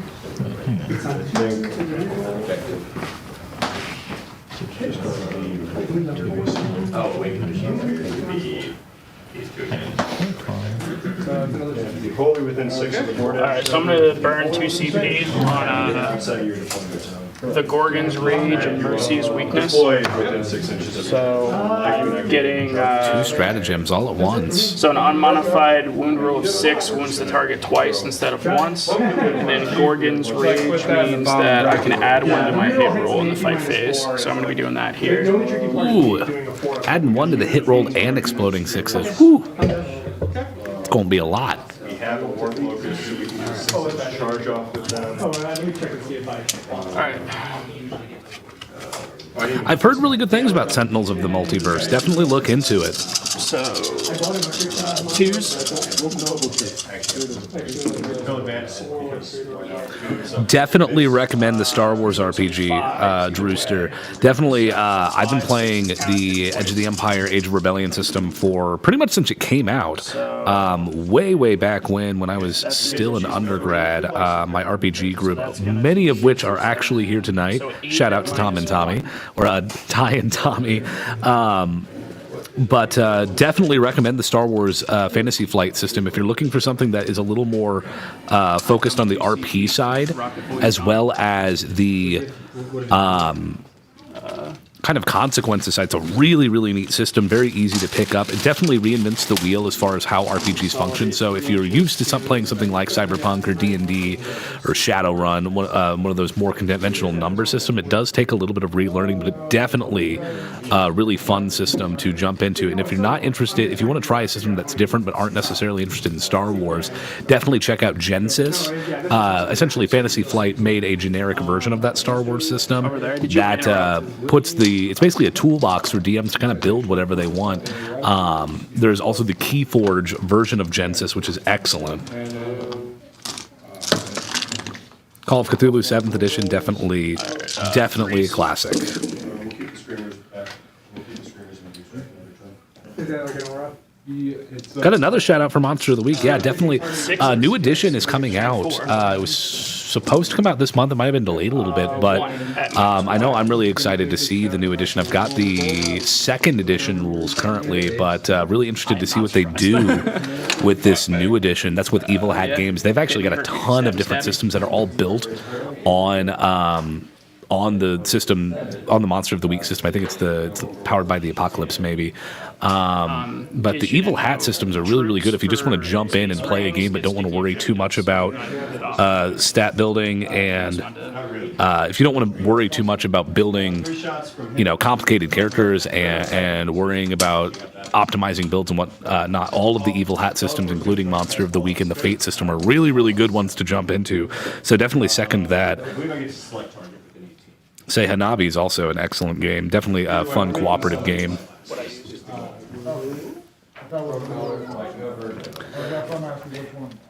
Hanabi is one of those games that you got to have the right people to play with if you are going to if you are going to play that particular game, because you have to play it silently and you're not actually supposed to give verbal cues or anything. It's a really, really fun game for someone who might be a beginner gamer in your life. One thing I also want to mention, coming up, we are going to be having our RPG demo days with Miniature Market. They do that once a month. So since we're kind of talking a little bit about some of the RPGs that are out there, including Call of Cthulhu and Monster of the Week, if you're local to the St. Louis area, definitely check out the RPG demo days. We have DMs who come in and they'll literally just run sessions for anyone to play, and they'll be usually there's always someone who's running 5th edition D&D, but if you're wanting to try something different, I know I've seen the Conan system. There's been the Modiphius Star Trek system. I know that they've run the Modiphius Dune system. Definitely, if you're wanting to check out something different, come and check out the RPG demo days. I know that they're also going to be streaming those as well. So if you're not able to make it locally, definitely tune into the stream and watch the games. We've got some really great DMs who host those, and they're a lot of fun to tune into. Yeah, he's a pure Brad. 4 at -2. So 5s. I save 1. How much damage? 2 per. 2 per. All right, we got to see I'm gonna who we're spend 1 closest to. CP to give him a 5-up Funo ping. We're 11 away there. All right, so it's going to be this guy. All right, so we're going to start with both So of the guy that's wounded, so 5s. So he's dead. And the second one that went through. Change, 1. goes up. Looks like that. Looks like the Every 5 of some more wounds. the battle wagons rolled in and squished a couple of those incursors with that kill rolla. Eagle-eyed fans will probably notice that Def rolla is not standard. That is a Nick Elief original right there. A toilet paper dirter is what that is. As the technical name for a toilet paper roll is a dirter. There's your fun fact for the day. I have 2 of them. He's got 2 of them. We'll spend 1 more command point. I don't know why I It's your turn. Thanks for the clarification in chat, Ty. Yes, that is the Powered by the Apocalypse system where you can pick up Monster of the Week. And that is by Evil Hat Games. Definitely check it out if you're interested in something different.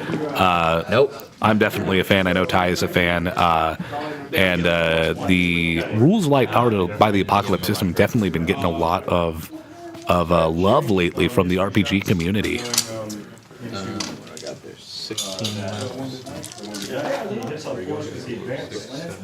My stubborn's about to fall off. Attrition. Time, my stubbor's about to fall off. I was like, why is that slanted so much? Little super glue in my future. All right, looks like Nick's going to lose a couple models to combat attrition.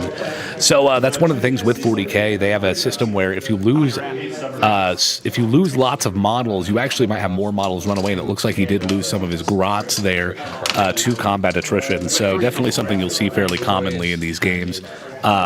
With Horde armies or armies that have really low morale, Marines tend to not run very frequently. Orks can kind of go either way. It depends on what kind of build you're going. Anytime you've got those grots in there, there's a good chance that they're going to run. But losing a couple grots is never going to be a huge issue. They're really just a chaff unit.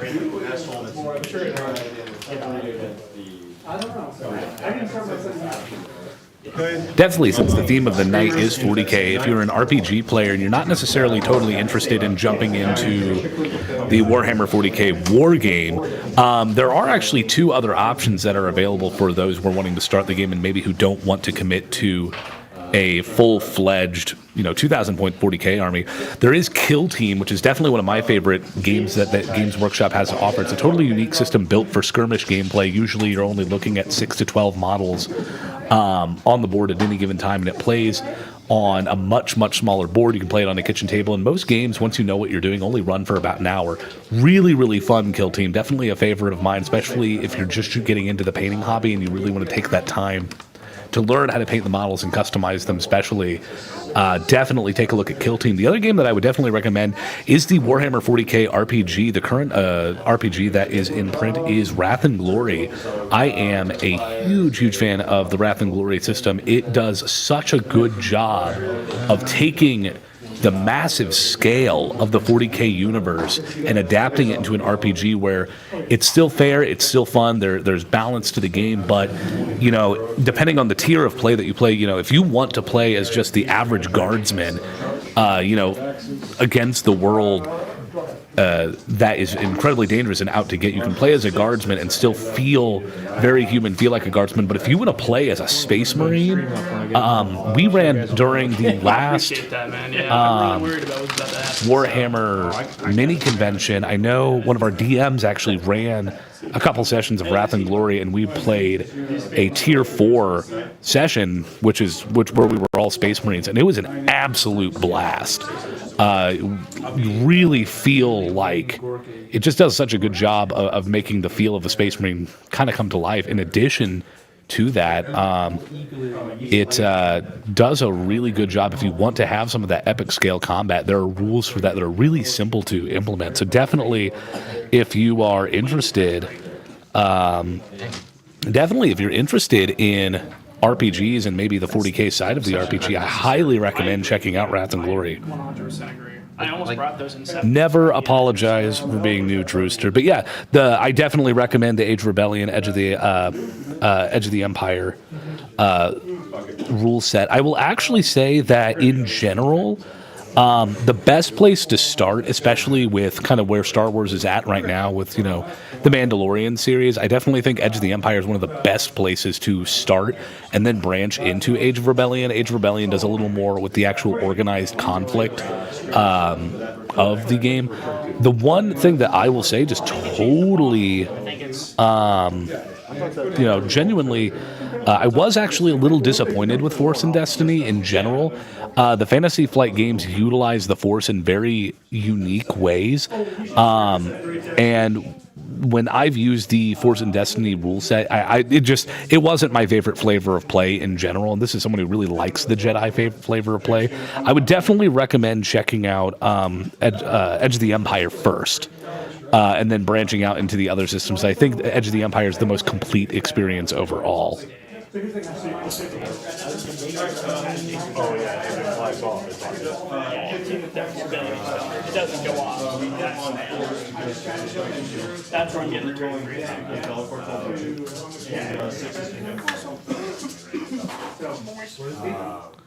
Taking a quick break for everyone to hydrate up a little bit.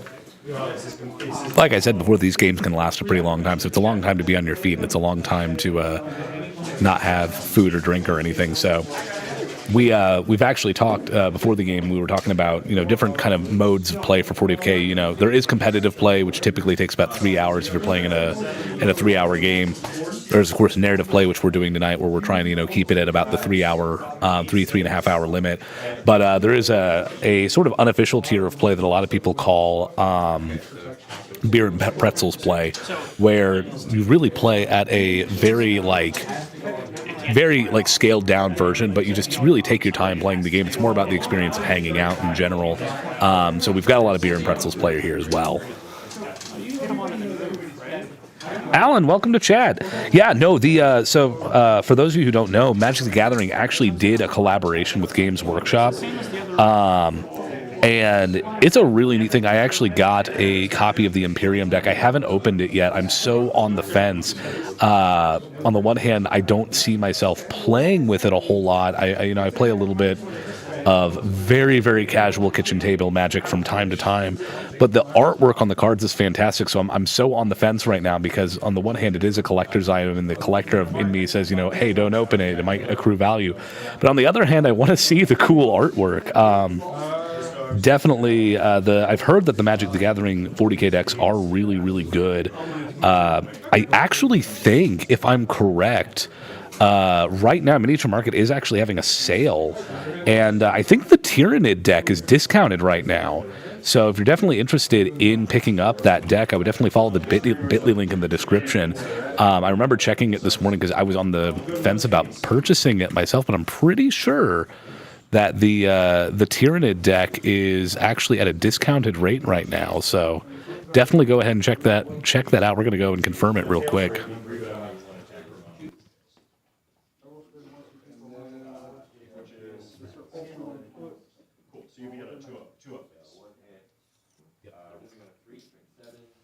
And then, so. Yeah, just confirmed it. So it is actually currently part of their card gaming sale that they're having right now. So if anyone is interested in jumping into Magic and learning the game a little bit, I would definitely check out that Tyranid deck. I hear it's a really solid commander deck overall.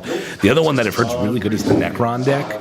I've heard that, as far as like pre-generated commander decks go, it's an excellent, excellent pickup. Oh, he's got four acknowledgements. Yeah, no, kind of. So in chat, kind of mentioning a little bit about the old Deathwatch RPG. So every once in a while, there will be a brand new Warhammer RPG that'll kind of pop up as the license goes from publisher to publisher. The Deathwatch RPG is definitely a really neat one. So it focuses primarily on the Deathwatch Space Marines, which actually one of our players in this league, TJ, who is in chat talking about it, he actually plays Deathwatch primarily. He's not playing Deathwatch in this league, if I remember correctly. But no, the Deathwatch RPG is really cool if you especially want to do those Space Marine centric adventures. Really, really cool RPG. It is currently out of print, but definitely check it out if you can find it pre-owned. What is nice to bring up the point, what is nice about the Wrath and Glory system is that it is meant to be able to be played with generally, for the most part, any race that's available in 40k, depending on the tier of play. So you can play as Space Marines, you can play as Guardsmen, you can play as Orks, Eldar. Last time I played as a Skitarii Vanguard. So there's a lot more options to it. But no, definitely if you can find the Deathwatch RPG, I definitely check that out if you can get it secondhand. Going back to that poll, dang, Orcs really pulling away with the poll. Yeah, you know what? I'm not gonna. That's fair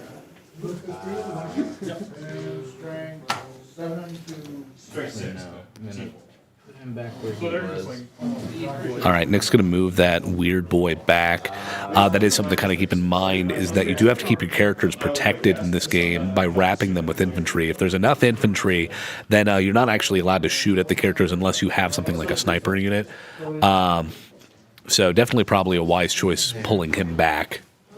Start of your turn, you get your points, you hold one. Or two, right? Yeah, you take 2 damage. So 1 fiend is on 2 wounds remaining. That and the center objective. Yeah. And I'm also declaring my WOG, so. It's time for the WOG, so everyone WA along with Nick at home. Nick, can we get one more WA from you on a count of 3? 3, 2, 1. WOG! Everyone WA along at home. WA was declared. Which is that Harbinger. We'll spend a CP here. You thought I had a lot of shoulder pads now. No, the help. That's a good. I only got one unit with an orc skull on the base, so I have to change that. It's one of the reavers. And it's against your current leadership, which is probably 7 base. No, he's 9 base. He's 9 base? Yeah.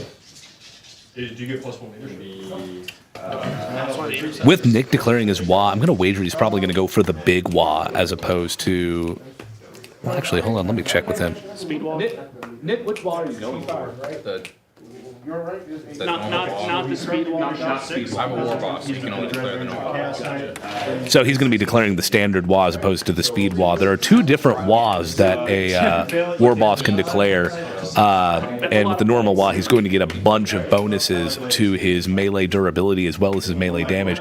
With that as well, it looks like he's bringing down those Death Dreads. And here's where I said I think that we're going to see the game get really interesting. Those Death Dreads are definitely a signature unit for Nick as he brings them in from Deep Strike. The key thing is that he can't bring them into that danger zone, or he won't be able to charge out of it. But it looks like he's going to be able to get it just out of the danger zone and try to get them into Graham's backline early. Gum up those shooting units that are going to be taking him out, because if he can start gumming those up and killing them now, then he's going to really be able to push back and start to take more of these objectives. Here, will this help you if I do this? I own one more redemptor.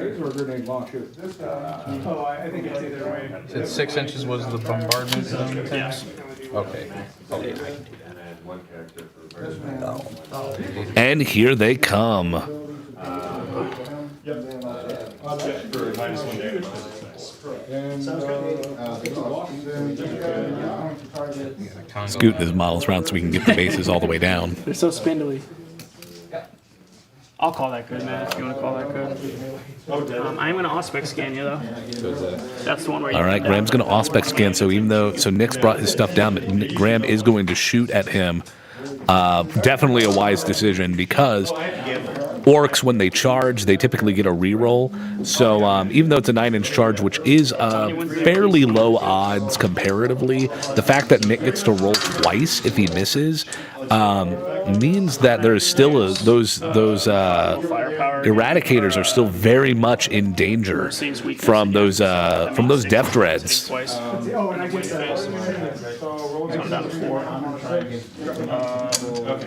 So I got 4 guys over there that are on range. Good to see a group WA in chat. They're separate units, though, right? They're not. All right. Which one's your boss? Doesn't matter. Crown. You're right. The Burger King crown. My bad. One thing to mention is that we, in addition to the Miniature Market YouTube channel, we do also have the Miniature Market Facebook page. Definitely go ahead and follow us on Facebook at Miniature Market STL. That, of course, is in addition to commenting, and subscribing to the channel if you like the content that you're seeing today. And 6s count as hitting twice, so that's 2 more exploding 6s. So it's going to be 4 at -5 into that first guy. Ooh. Or no, actually, I invul now. All right, looks like we've got some wounds going through, but Nick does have an invuln save, so he is going to possibly be able to save out of some of this damage that's coming his way. No, dude. I warned you about him.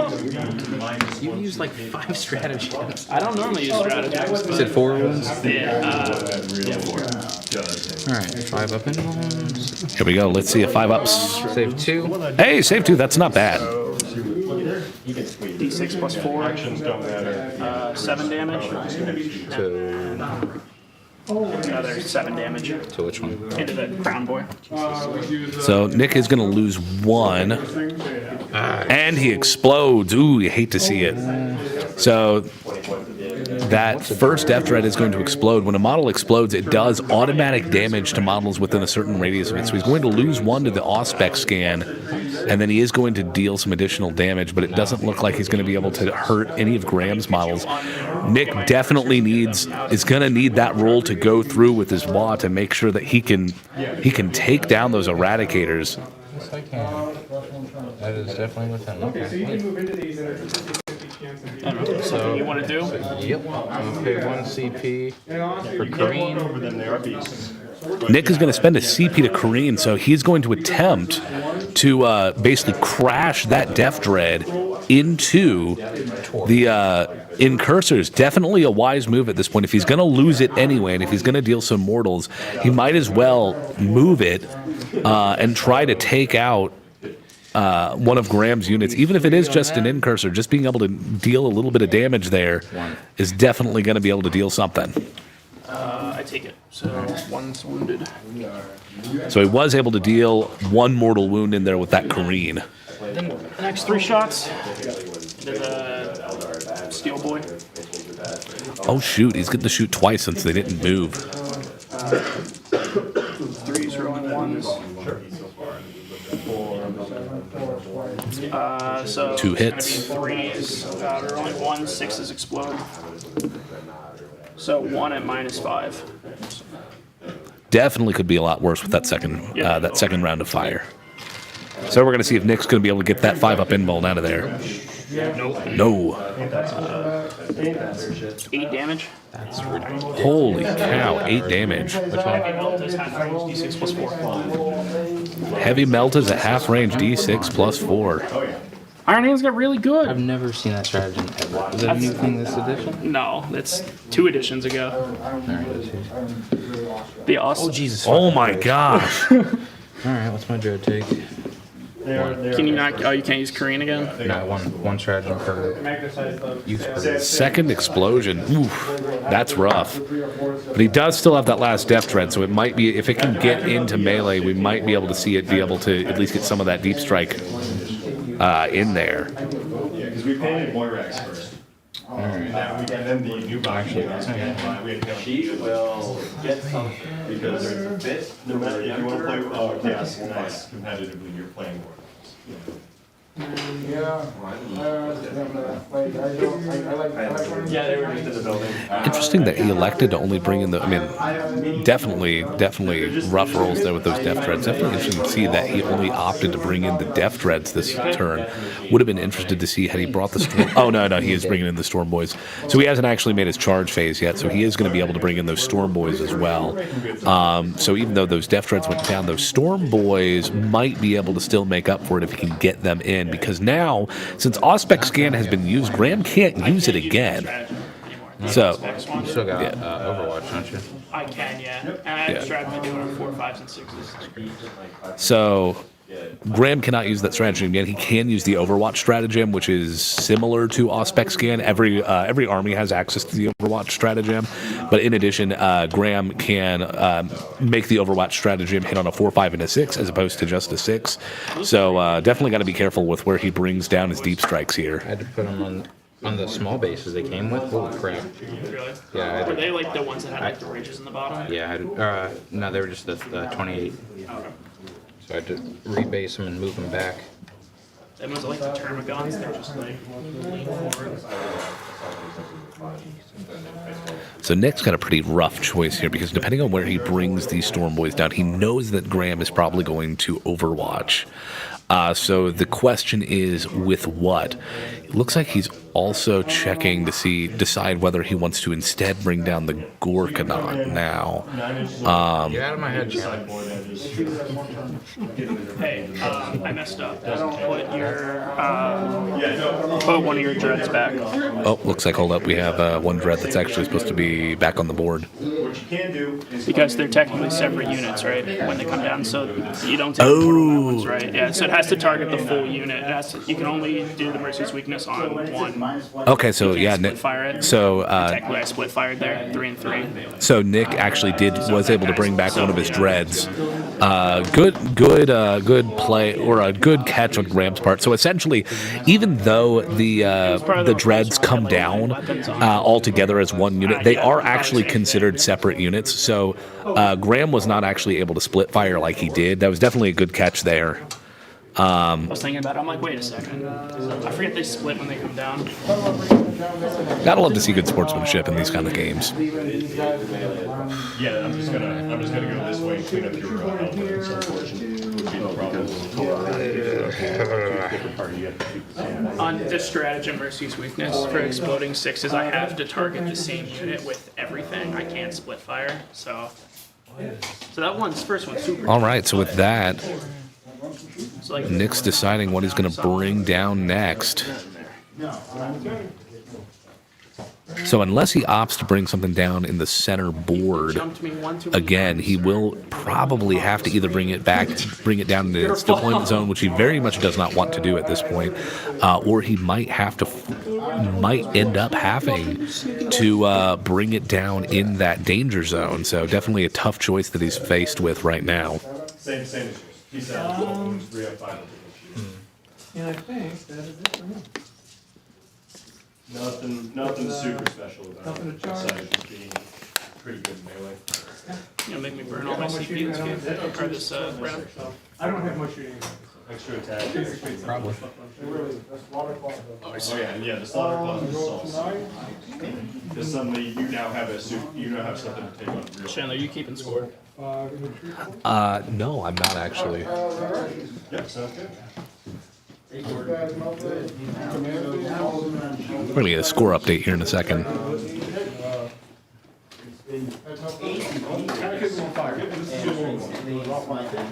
Into the eradicators, Good. and then recitation. Yeah. And then recitation. So you held 2 at the start of your turn, right? Yeah. That guy. Plus 1 hit. Plus 1 hit. 2s, they wound. So that's 10 But points. they are not close to the national. Yep, we'll keep it. You do have to roll. And then his back hand, his Captain Master rerolls once again to the Terminators. Doing all right? Space Wolves kicking? Movement phase. RZ Canada's doing good. So though you can't see it from the cameras right now, we actually have several other games happening. All of these players are playing the same game type this week, I believe. So they're all going and doing this Soul Thread mission.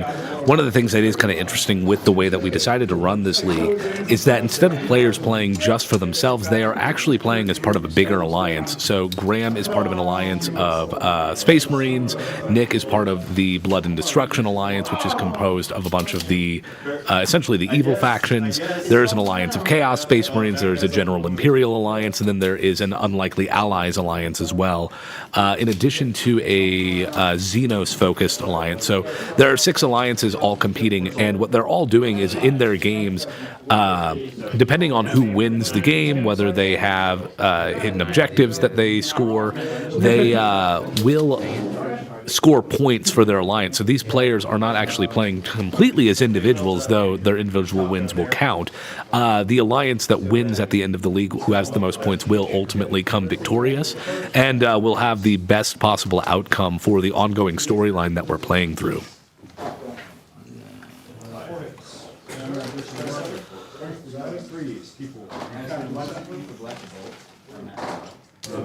We take 2, so that's going to kill the one and put the next one down to 2. They're 2 up armor, 5 up info, and just Max 15. Right here, 23 shots. Yep. Oh, and they have this 14. yes, everything within 6. It's too big. Well, they're doing flexible. Yep. Fucking kill it. Nick's got a mouth on it. And this is into that same corner. 2s. Okay, so they have 8 shots that matter. We say 1, that's 2. That's just going to kill 2. Looks like we're bringing down that jet as well. Definitely a lot of decisions on Nick's part that he's going to make. This guy. The other big guy? That's no up over there.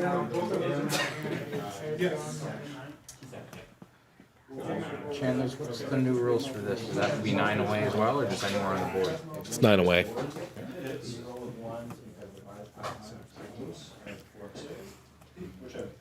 Then there's one of 4 shots, right?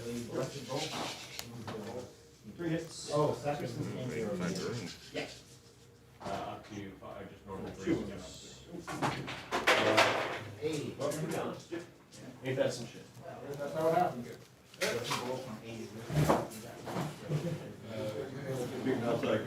Also, I actually another reason why I have shot. Oh, wait, ours is basically 6 is the wound. I get additional 1 AP. So I don't have a wound, but it's not to wound. With these blood brides, they actually get plus 3 when they get 6 of wound. So they go actually get AP minus 4. Okay. At least Basically, 6 is the wound. we save them. These are damage too. Everything that's not the Frankenstein. That was not it. No way. Okay. We're on to the If you're interested in following some of the other events that we're going to be having, the next live stream event that we are going to be hosting is actually going to be Marvel Crisis Protocol. That's going to be this Saturday, starting at 11 a.m. Central Standard Time, running till about 4 p.m. Like I was mentioning before, or 3 p.m. So that Dormammu portal that we've actually got is a Marvel Crisis Protocol mini that we've got in the center of the board. So if you're interested in seeing some other games that are like Warhammer but a little bit different, definitely check that out. The Marvel Crisis Protocol game, is very, very fun skirmish game where it uses all of your favorite Marvel characters. The sculpts are absolutely gorgeous, very, very detailed. I've got a couple of them myself that I just used to paint. I've never played the game, but really, really great sculpt. So we'll be streaming Marvel Crisis Protocol this Saturday.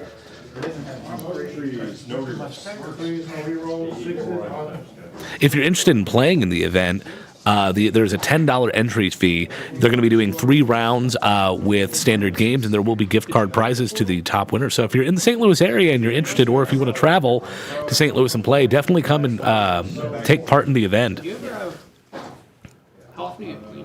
But yeah, Marvel Crisis Protocol, really, really cool skirmish type game.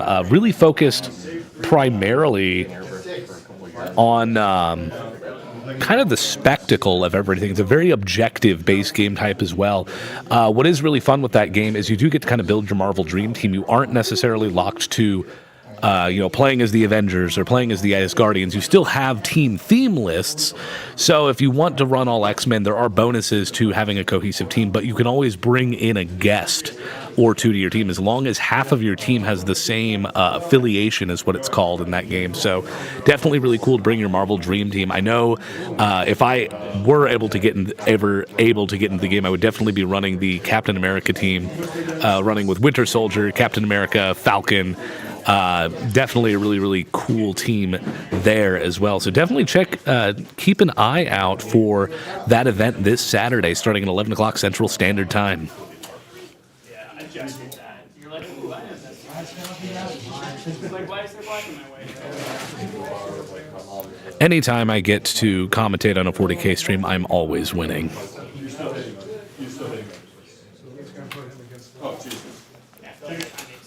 Oh, it's too thick. Now I'm full.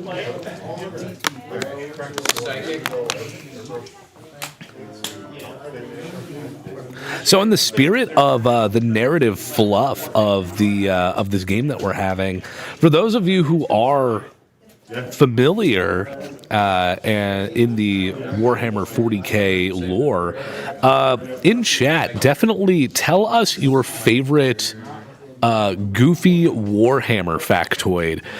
Definitely one that comes into play during this game is, of course, the Ork Power of Belief. Fun fact for those of you who are uninitiated into the deeper 40K lore is that Ork weapons and vehicles do not actually work. They defy the laws of science and physics.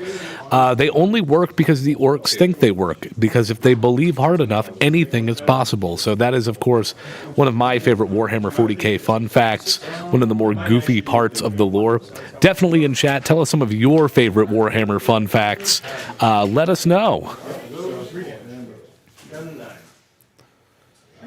I was just your psychic, right? Yeah.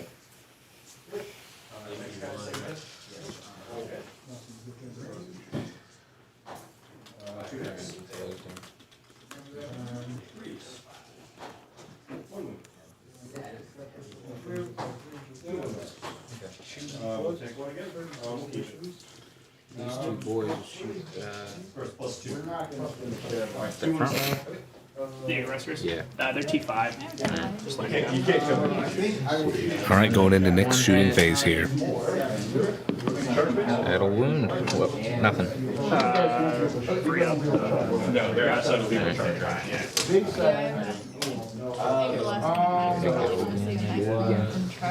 I mean, I guess technically, because you might kill him, it's strictly speaking possible. Other boys will shoot their pistols into the same squad. And he's not up in. And do you mind if I put the wound on this outside guy instead of just Whomever. Starting with the wounded tank. It's going to use. Alright. On 5. All right, pistol shots coming in, hitting on 5s. 2. 2 hits. Wounding on 4s, I believe. No, wounding on 5s looks like, or 3s looks like what was needed. No, 5s. All right, looks like he's going to fire in with his grot pistols next. Don't they have like a decent ballistic scope?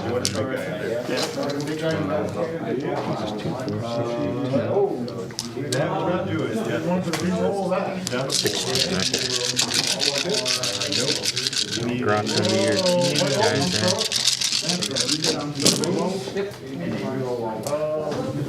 Looks like we got quite a few hits from the grot guns there. Alright, 3 to 4, so on 5. Wounding on 5s. We'll go with the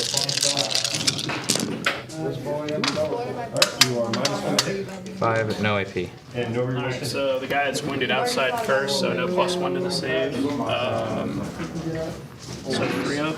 Alright, 1 damage, right? Yep. 6 up, feeling pain. He's still alive. How many was there? 5? So 3 again. So 3's no risk. You're no 3 again. the whole time. Yeah, no, I 1 damage, so 6 up. So many units embarked. He's dead. Now in cover, so it'll be 2 up. What do I have left? 2 left. So 2s. So they're good. I lost the 1.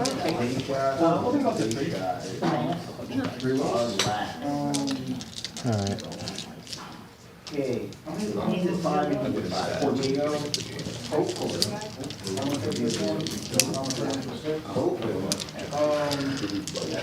War boss shooting at the same. Do these guys? Yeah. Okay. They're in cut, so they'll be -1 to hit. It'll cancel out because of grot gun. Oh, nice. 5s. Okay, 3. I love that about Warhammer. You're like, I get a plus, you get a plus. 4, so 3. 2. AP, so 2 ups. Got 'em both. What a waste of 6s. Oh,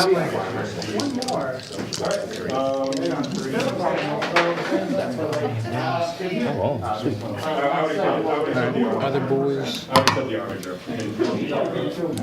Not but that's real bad, but that's okay. Ty, don't be gross.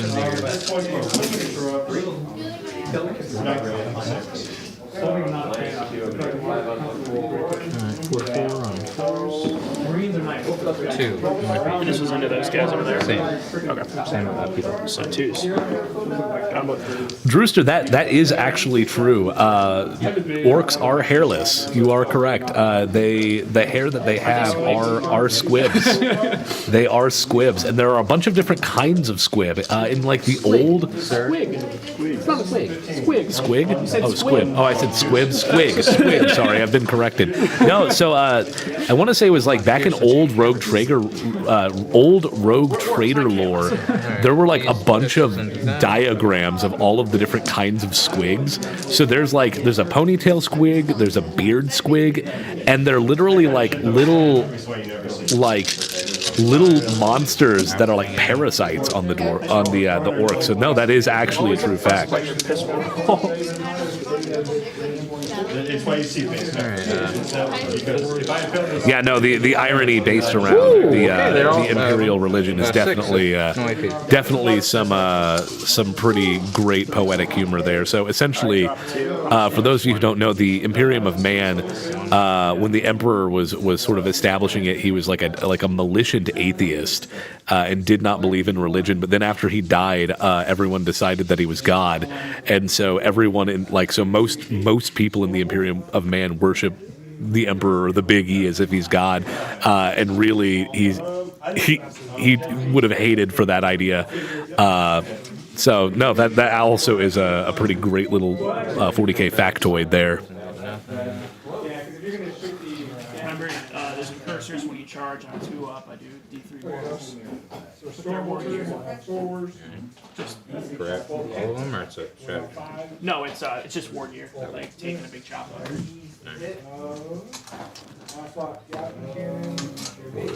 I have to roll it. You roll once and dumb things. So.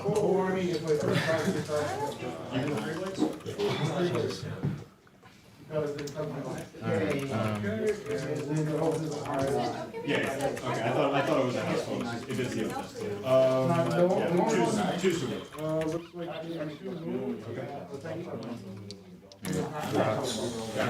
They don't have guns. So one thing I actually do want to kind of mention in the realm of birthdays, and a birthday that I want to mention is actually the Manchester location is celebrating their 5-year anniversary of opening.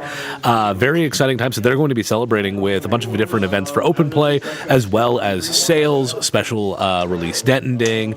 So if you're in the St. Louis area and you want to go over to our Manchester store this Saturday and join in the festivities these, there's definitely going to be a lot to take advantage of. They're going to be having 5 times rewards points, game demos and open gaming, and then they are going to be rolling out additional detonating. That is sort of one of the local benefits of the miniature market stores, is that they do have a lightly damaged section where you can get heavily discounted items if you are local to the St. Louis area. So they're going to be bringing out additional detonating for that celebration, in addition to that 5 times rewards points for those who come into the store in person. So it's just about making sure we get that secret objective at this point. Oh, was there only one vehicle? Okay, yeah, we both got the easy secret objective. So this point is just playing. I'm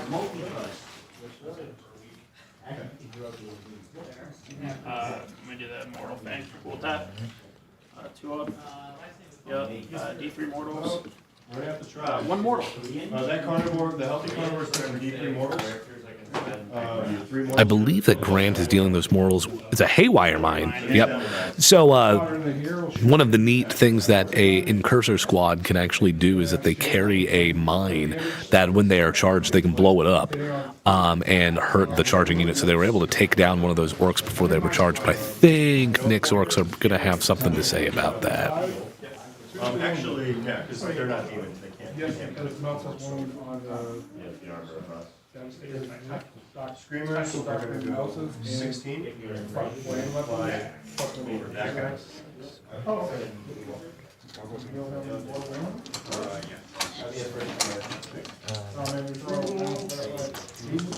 This squad charged now. Okay. We're doing small. Okay, cool. Small guy takes 4 mortals. 6. 6 to it. Yeah, you're good. and then 15 shots from the near side. We're going to spend 3 of these at the start of the turn. Yes, a very good point of clarification is that the Emperor of Mankind is technically alive. He is currently interred on his golden throne, kept alive on life support by being fed 1,000 psychers every day.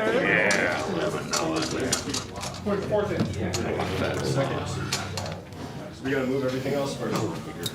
For me to speak otherwise would result in me being redacted. So thank you for mentioning that point of clarification. I would like to remain unredacted.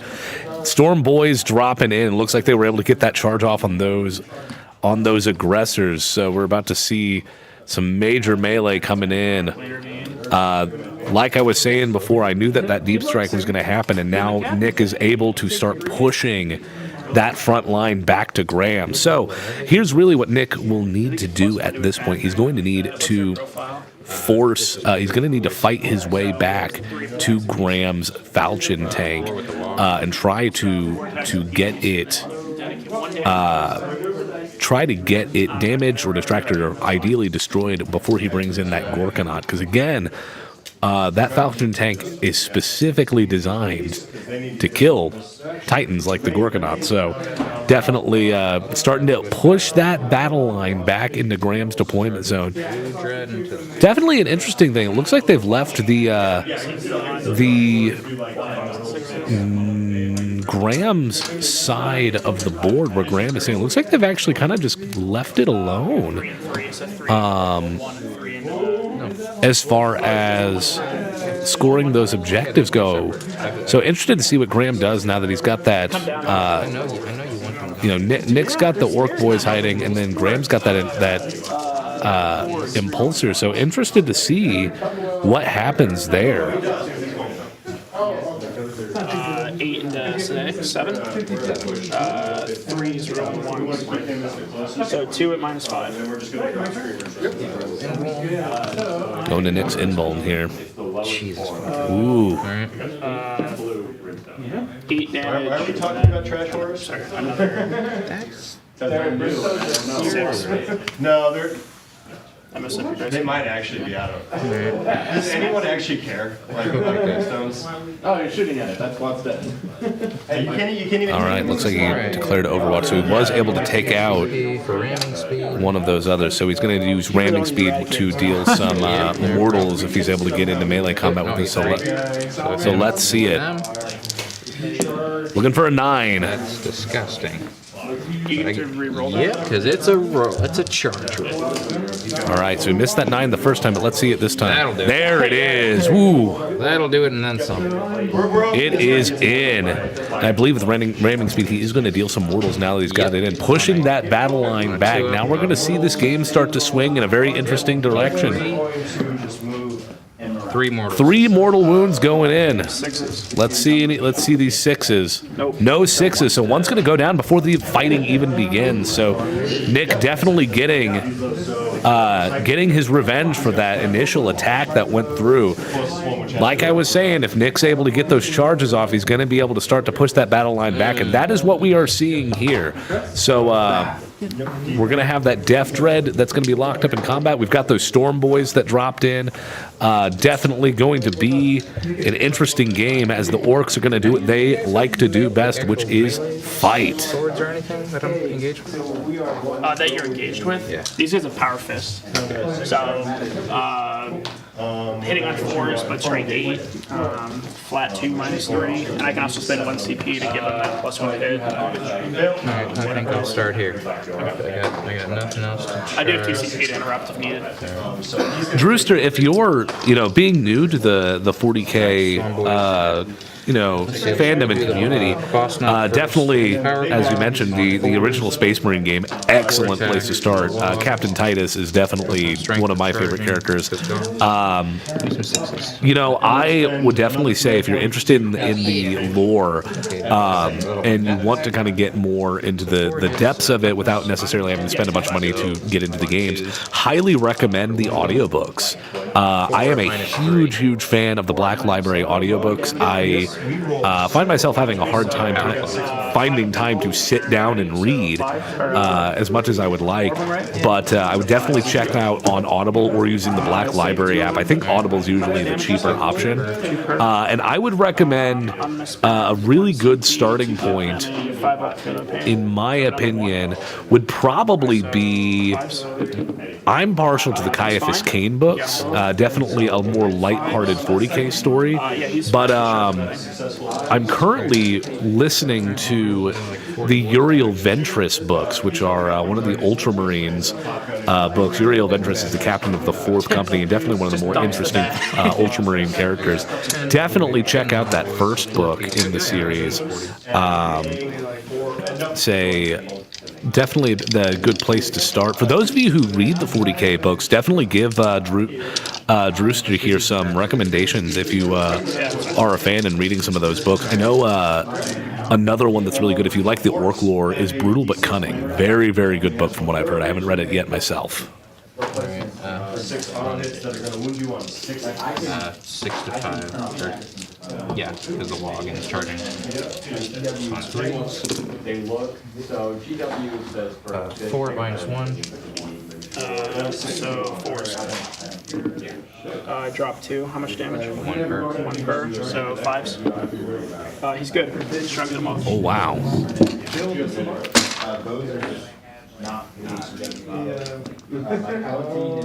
other shooting. Second batch. All right, here comes the second batch of Stormboy melee. Ooh.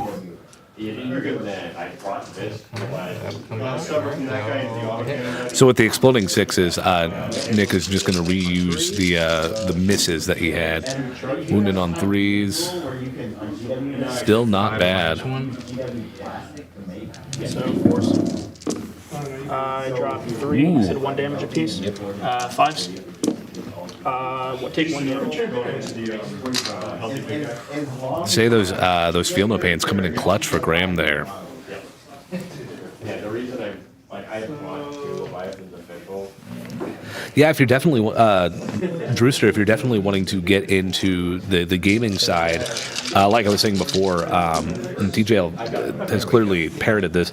Kill Team's a really good place to start. What's really nice with the Kill Team box sets is that you essentially can just go buy the box off the shelf, buy the rule book, and then typically buy the Army Rules or Compendium, though you can find a lot of that stuff online if I'm being totally honest. And that's all you need to play is the one box in the rule book. books. Really, really neat game. The other thing is, if you're not necessarily interested in a faction that has a Kill Team army set currently, a lot of times you can just go and pick most infantry models in 40K will have a Kill Team equivalent, as long as they're not like a Terminator or like a heavy weapons team or something. You can pretty much just buy one squad of infantry, and that'll be everything you need to play Kill Team. Really, really good place to start. Full hit reroll 6 to get with +1 to wounds. I don't think you can buff screamers. Additionally, another game that you should definitely look into if you are wanting to just start out, there is a series of board game boxed games that actually come with official minis that you can use in Kill Team or in Big 40K called the Space Marine Adventures series. And they are really, really cool cooperative board games. Essentially, the premise behind the game is that you have a bunch of Space Marine operatives from various different chapters. Each one has a special, a specialty. You team up with a group of your friends to play as the different Space Marines, and you fight your way through various scenarios. I know, I think the base game actually involves, it's like Space Wolves, it's the Imperial Fists, Blood Angels, Crimson Fists, and Ultramarines, I think, who are exploring a Necron tomb. It's a pretty cool game, especially if you're just wanting to start in. But what is nice is those models can be used in Kill Team. So definitely something to check out.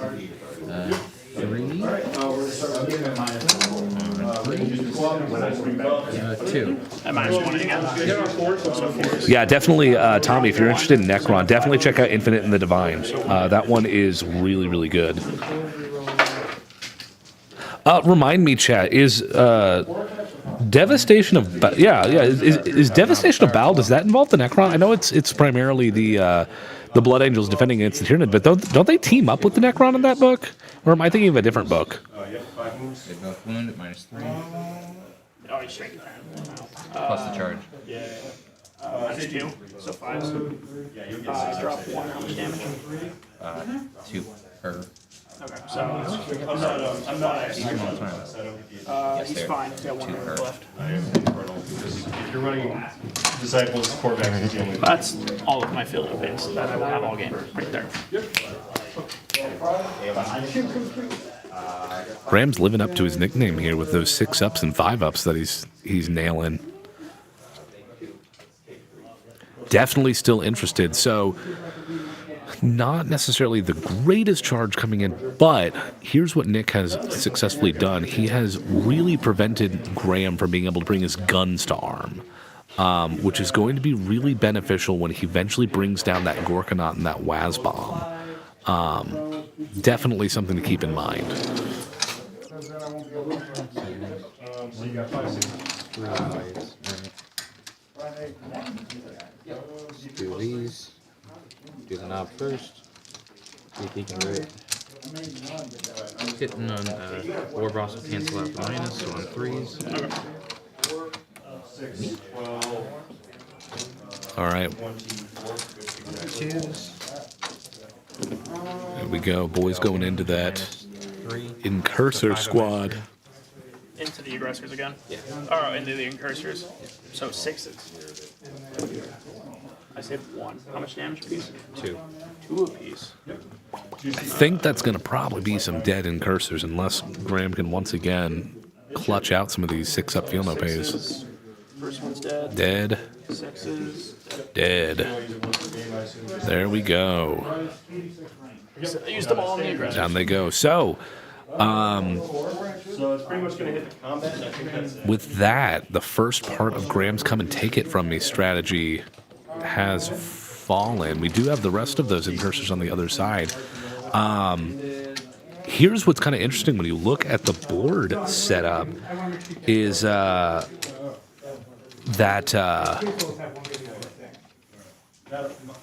Nick definitely has the territory control here, so I'm curious to see when I get a score update at the end of the round here, really curious to see how that translates into the points that have been scored so far. Alright. The Grot's gonna do it. They'll hit on 4s now because of the Warhawks actually. And they have two curs, so I got 16. Or no. Billy, what is the book that is the team up with the Necron and the Blood Angels? That guy's gone. Okay, yeah, I guess my 10. So 20 little gremlin punches to your knees. Ouch. Screamers are gonna pile in and tag the armature.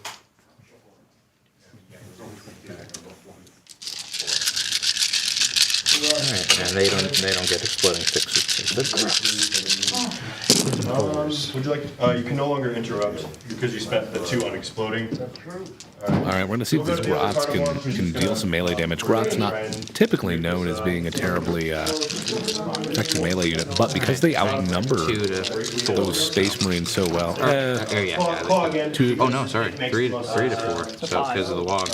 Yeah, so it looks like they're gonna be wounding on 5s here. Hey, that's not bad. 4, no, if Let's see it. I dropped 1. Drop 1. Hey, that's 1 wound. 6s. He's fine. And he nails it. Oh my gosh, 6 up again. Oh shoot, you know what? I forgot this. No, never mind, they don't have that right now. Scratch. Alright, you want to do that one too? Def can, right? That's your last turn. Yeah. Yes, it is. Alright, looks like that Death Dread's gonna be the last thing that we're gonna see fight They have their before emblem. Graham fights back. Yeah. It's actually technically better than their save, right? He's gonna go there. We'll get 3 dogs this way. So we hit on 3s because we're dogs. Alright, here we go.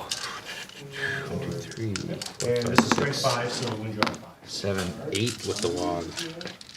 Right, 3 base, 4 or 1 per arm, so that's 7. No. Take 2 damage. Hang on. 3. Carnivore. Arms, and then with the wog. Yeah. So 3-inch pile in. Is that everything in combat? on 3s. Them some hits. That will bring that back. They all hit.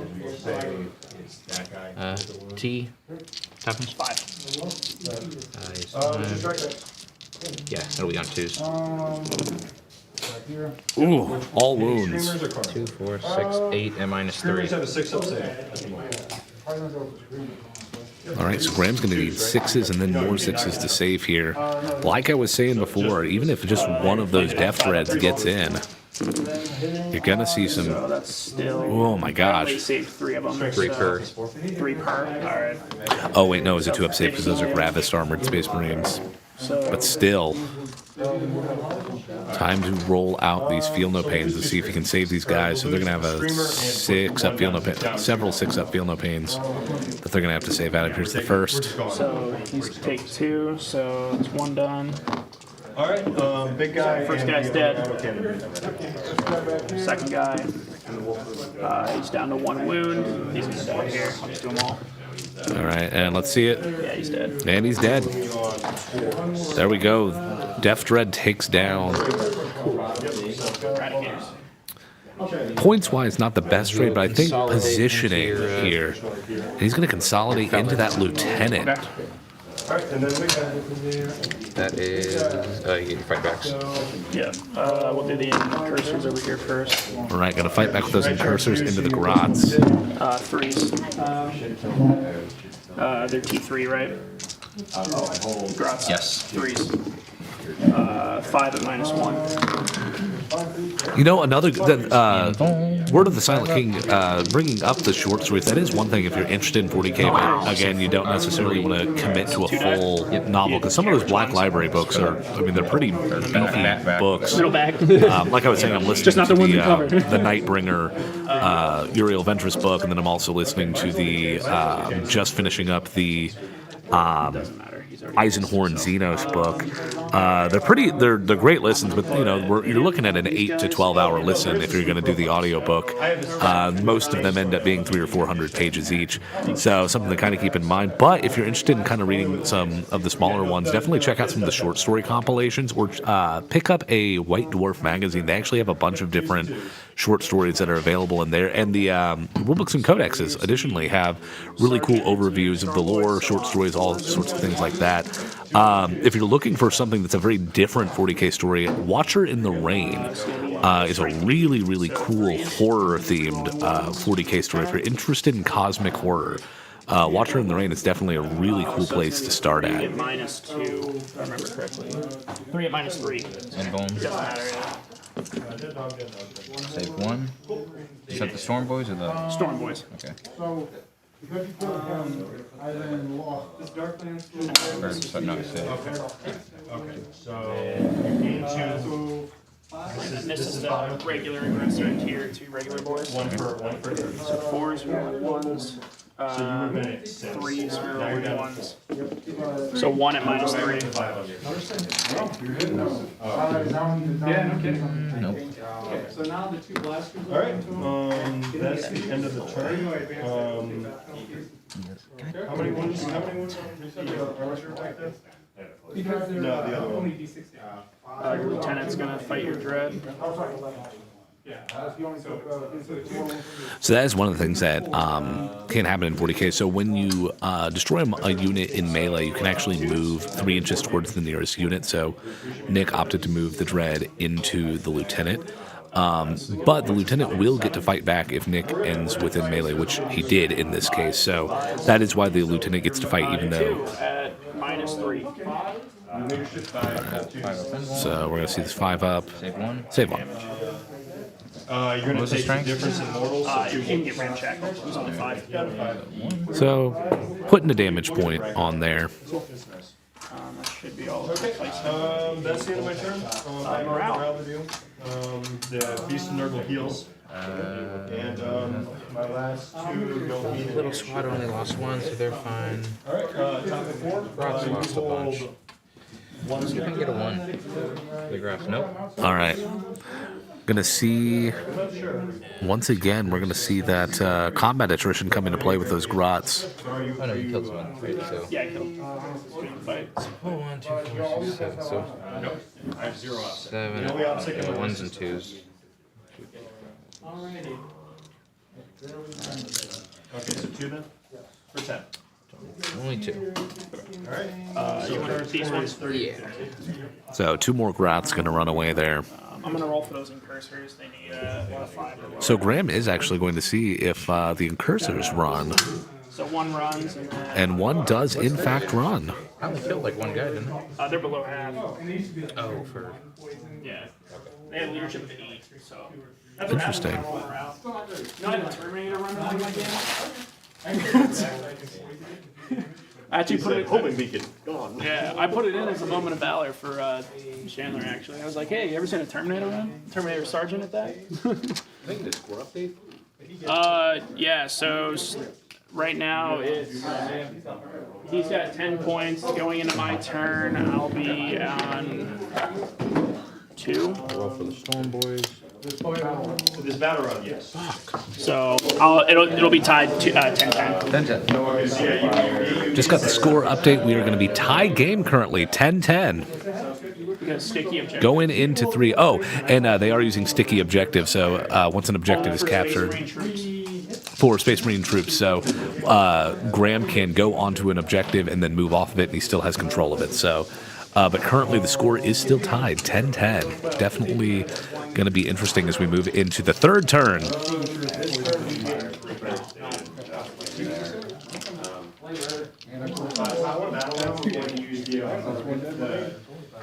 Did your boy run? Your one singular boy? Oh, 1 doesn't. 1 passes. Because it's Well, I think I was a lot ago. Alright, fine. My turn started at 2, right? Yep. Yeah, he's a very tough unit. I go up to 2 CP in my command phase. The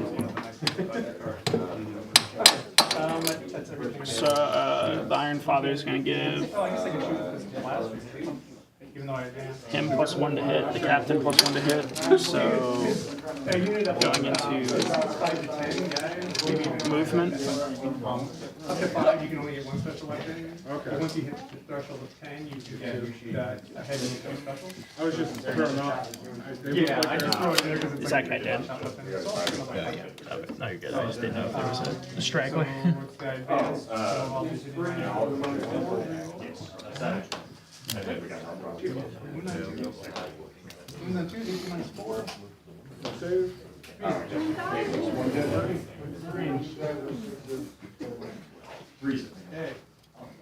Three's at range 6. But if you're shooting at me in melee, it still counts as a range. Falling back here. Yeah. Fall back as well over here. This guy is going to put the +1 to wound onto. Oh my God, they did it. Sounds good. He did. I was not expecting that. Y'all still shoot this bird. What did you say points were? Space. What's up? What did you say during points? Oh, Space Marine groups get sticky objectives. So I still hold these 2 objectives because we haven't gotten on them. I was on them with the dread for. But they weren't OPSEC. So y'all fired the bird there. So I just stay on it for like a full turn to take it back, or do I just have to? Well, it died immediately, right? But I guess it would touch them. Because 2 of them were still on it in the charge phase. So Nick's up by 5. I was gone. I'll tell you this. It does have 6 attacks, hitting on 4. So we'll fire. Wounding on probably 3. It's like 6. But it's only 1 the 6 attacks at 1 damage.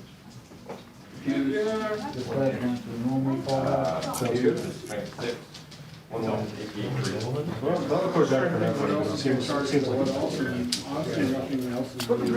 So my incubi will also try to do that. I think if I survive this turn, it transport first. If I don't, there's a good chance I just get. I end up like having a couple versions.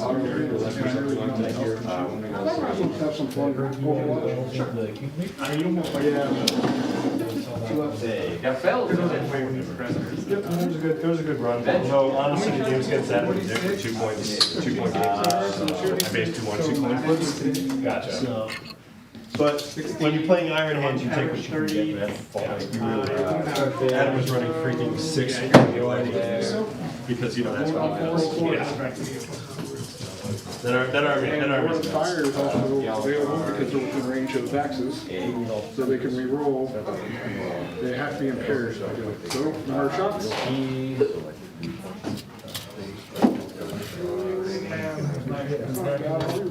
He's doing more just doing everything first.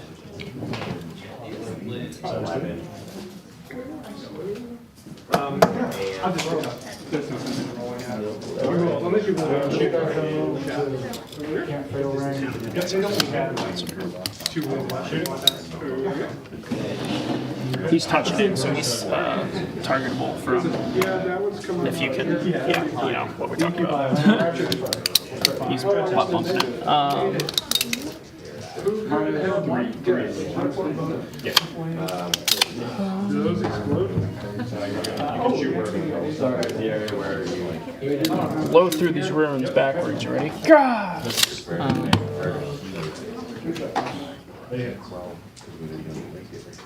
The other guy is in, so he charged in. Do you want to spend any stress? We're going to spend 1 CP on this.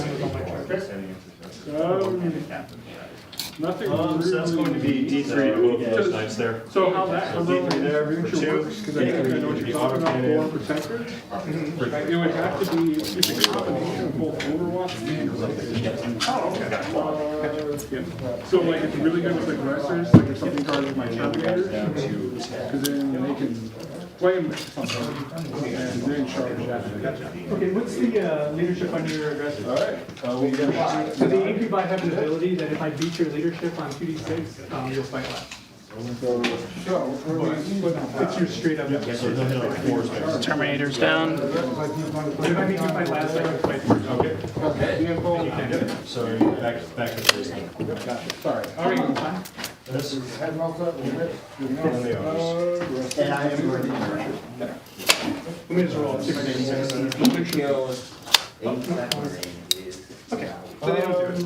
No, we won't. All right. So Strat? no, it's just a building. Yeah, it's like their mass. All right, looks like Graham has finally brought in his Terminators.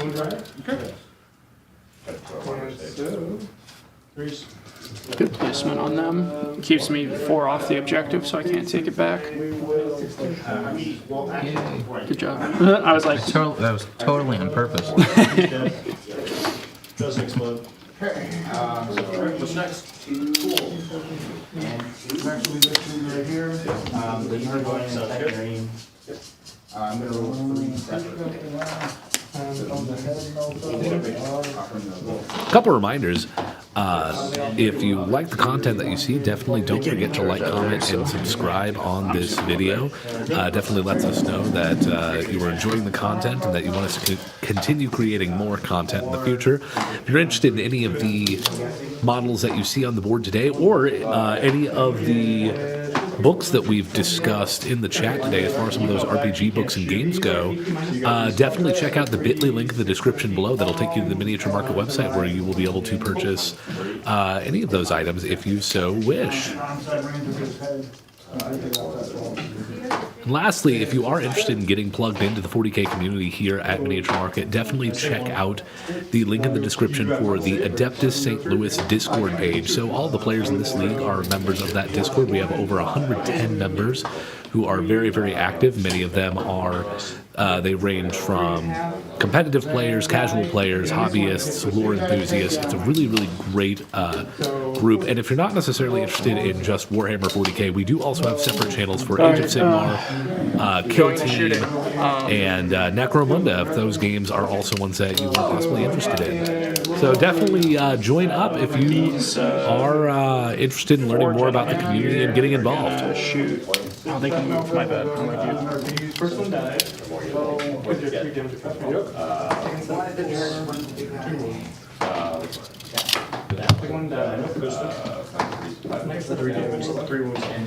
And it looks like those Reavers have actually dropped into the danger zone.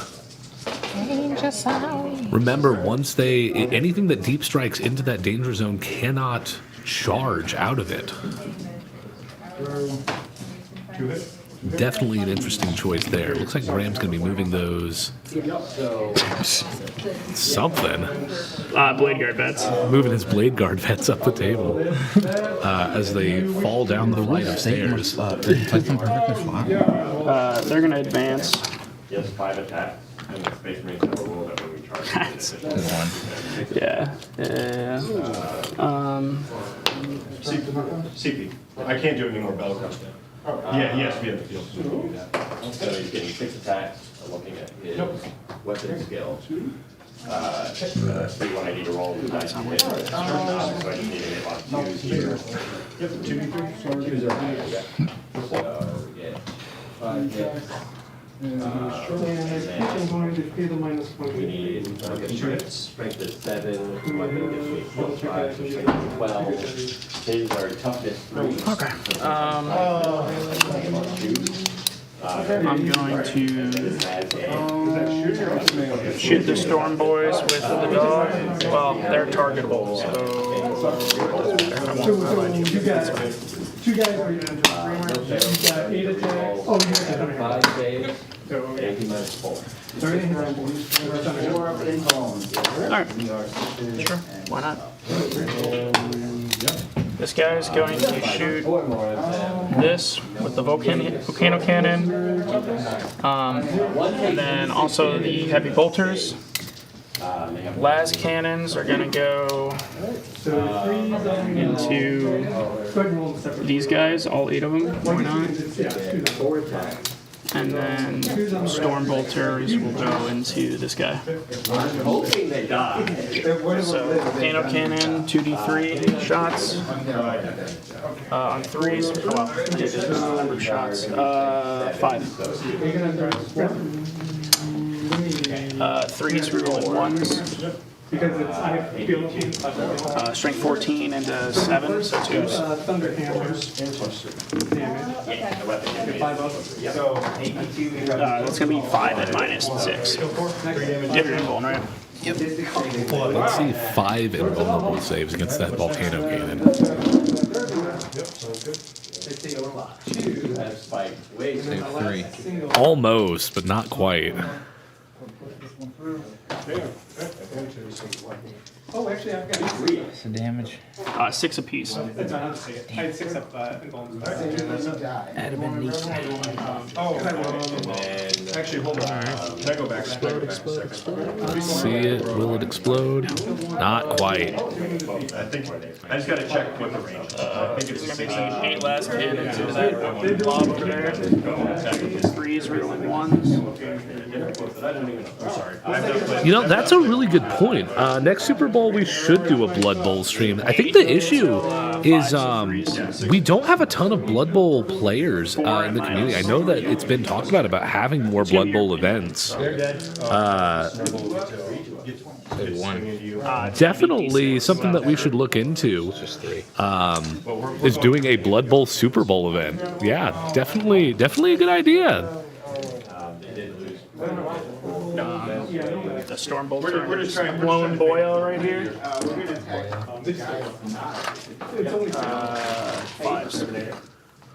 2 with no AP into this Lone Boyo. Save 1. So he's got 1 left. He's a little chunky. The Judicar is going to shoot him with his pistol. Oh, there you hit on it too. Because, it had to fail. second round I did. 18 attacks hitting on into the, Tell you what, I'll throw it out to chat. If anyone in chat is interested in running a Blood Bowl Super Bowl event next year, definitely let us know. Email events@miniaturemarket. For who? Your Lone Boyo. .com. Definitely something. If we can find someone to run it and if we can bring the players together, definitely interested in doing a Blood Bowl event. Let us know. top of my turn, I hold 1 objective for 5. Iron Daddy's going to shoot. So the current score is 35 to 15. His Boyo's there. So that scored 15, 15, 5. 2s, reroll 1s. 0, 5, 10. 5 and 5s, so 4s. Well, Nerdlings are going to move. and 2 and we're gonna minus fight the thing we're in combat with. 3. Invuln. Invuln. Nerdlings are going to advance. And they're just going to go. So I fail on a 6. So they're not like, I want to keep them more than. So the captain's going to shoot his both his bolter and his combi melta. So he gets the +1 from the Iron Daddy. So he's going to go down to a 2 anyway. Saves at AP minus 5. You got AP minus 2. And strength 10, right? So bolt gun first. 2s. On 5. 4 and 5, so 5s. We'll leave it. 1 and no AP. This is 3 damage each. You're going to put a beast down to 1 damage. And then the combi melta. Save 2. 8 Go ahead into and 3s. Right, so we. You actually take a mortal for going off the table. I always want. 1 at minus. Invuln. Yes. You take a mortal now. Getting off the table. Yeah, they start. So now it's my turn. Hitting on 4s, reroll 1s. Hitting on force, 6 you 2 mortal wounds in the attack sequence. The eliminators are going to shoot your truck. In my turn, I get another. That serves a battle wagon. Sorry, your battle wagon. Your toilet paper holder. 2s, rerolling 1s. Their range. 36. No, they won't. Let's see. And then I'm going to spend 1. Are you just out? I'm several bunches out. 36? Yeah, you're right. I thought it was 42. You were right. Never mind. Well, they're going to just... actually, before they shoot, let's just do the Reavers into here. Part of the Archon. No, they have carbines. They're 24 inches. 15 on your turn. Graham has elected to But the use blades look so much cooler, so... the bolt carbines instead of the combat knives and pistols. So So I think 4 into 5, so 5s. Youch. 2 at LAP, I believe. These guys are within 3 and they're up there. Save both. That's why I moved them up there. The eliminators are just gonna shoot 'em. 2s are 1s. It's gonna be 3s because of strength 8. 2 at -3 or -4. Sorry. Into those guys. Save 1. Sounds good. Advanced knowledge as well. Sounds good. Recitation, how we're doing.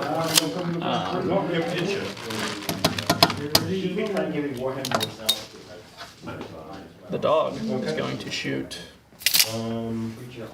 I assume he's going to my deployment zone? It's only viable. The grots, they have to die. Can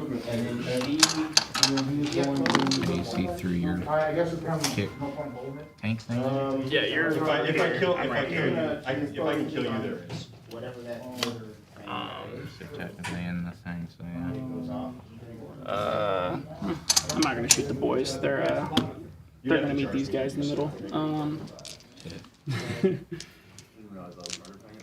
2s are 1s, and 7 into 3, so 2s. 6 at -2 into the grots.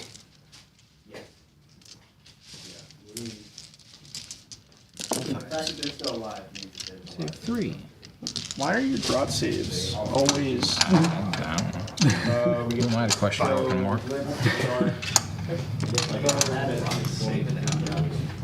Grot saving out of those Fire Strike servo turret shots. It sits on a 4. Misses. Definitely a contender for the moment of valor this week. Those guys are gonna go back down under. I'm gonna spend 3. It's already 4s. 2s. Awesome. Yep. Charges. The captain's gonna charge him. So you can only shoot unless you're a vehicle. So like infantry can only shoot pistols. I think they got it. Anyway, I can roll that first one. Forced to hit you. I mean, like I said, it's. And then Terminators are gonna charge these boys. So it's a 9er. 9-inch charge from the Terminators. It's a 7. I'm gonna reroll that down to 1. Graham is now down to his last CPs. He's going to elect to attempt to re-roll that charge. Grab that point. There, no one around there, right? Yeah, got it. 9. That's exactly what he needed. Objective security. Fine, I also don't need to shoot Unless your opponent also has objective security on the point. Regardless of how many levels you got to go out. And then just the shoot. We'll do that fight first. That's fine. So. So, head melt. They're gonna stay with it. Okay. Because 3 hits a soul. All right. All good. So it's your warlord? No, that was a medic. Oh, okay. Oh, I thought I killed that. And by the way, when I roll the tormentor helmet, it will be against each one. Okay. Alright, Terminator's gonna be on 4s because of Thunder Hammers. No, I know. I'm just saying though that if you charge with everything, I'll be okay multiple times. But like you said, it's Your strength 8, so she'll be on 3s. 3 toughness, 1 Good. So I'm gonna heal damage because that's the last you can take. So that's gonna be 6 at -2. Unless you want to charge. 6 into the involves. that's what she's done this game. She can do other Nice roll. Hey! You're gonna make it. 4. But just distance, I guess. 2 boys. Only 2 boys go down. That is definitely clutch on Nick's side right there.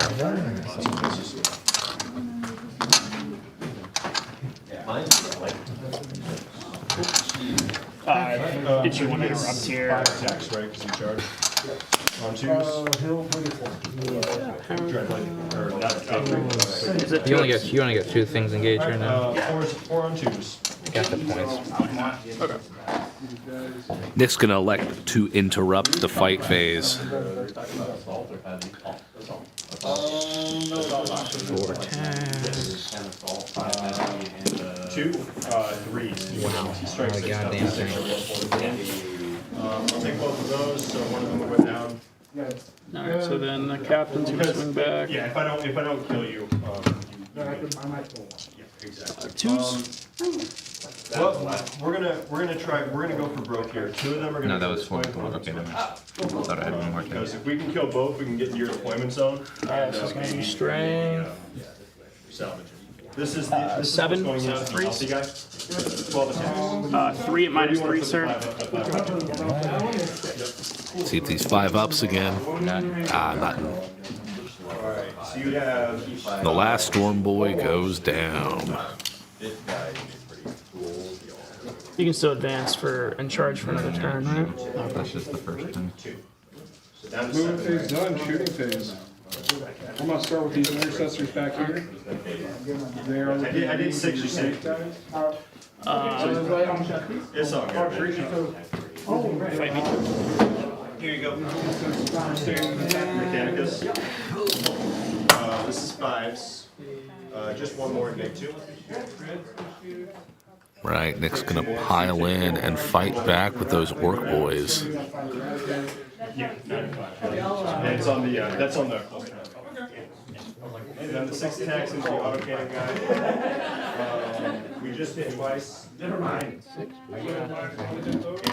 Look at the +1 from the war boss. So that's the end of the turn. Oh, do the knob Let's first. see, I'm just gonna, we're just gonna do, yeah, go ahead and hit me. You're on. Hitting on 3s. You're hitting on like the wet. 3s. What's your T4? Okay, oh, this is up. Yeah. So you hit 3 times and you win your 3s. It's already 5, so on 2s. 1. Please don't let me. 2 at -3. Nope. We actually. So I have 2 up, so it's 4s either way. I got them both. I'm gonna command point. Alright, does he explode? 7. Okay. Oh yeah, 3 inches, 1 damage, baby. Okay, so at this point, it's just a matter of whether I can actually kill you to hold the point or not. So you get first hit with one of those models. Yep. 6. So I need 3 to go through the count. Yes, they're 7 wounds each. You need 3. If they're 3 damage, you need 3. Force. You get 3. And 3. Alright, on 2. The war boss. Save 1, that's good enough. Ooh, a lot of dice. We will not command point it. So 1 guy's on 1 wound. And with those exploding 6s, We have to kill both. This is into. might just cancel out all the 1s he got. Alright, this is what's going into him. No mortals and 5 hits. Pretty close. They're both on 5. Command point. Should have done Unbridled Carnage, but We do AP 2 at AP 2. 2 damage. alright, on 3s. 6 attacks into the other guy. 0 mortals. Them some 3s. Which don't. Daniel Hopper. Becomes a wound, but it doesn't matter. See if you kill me. You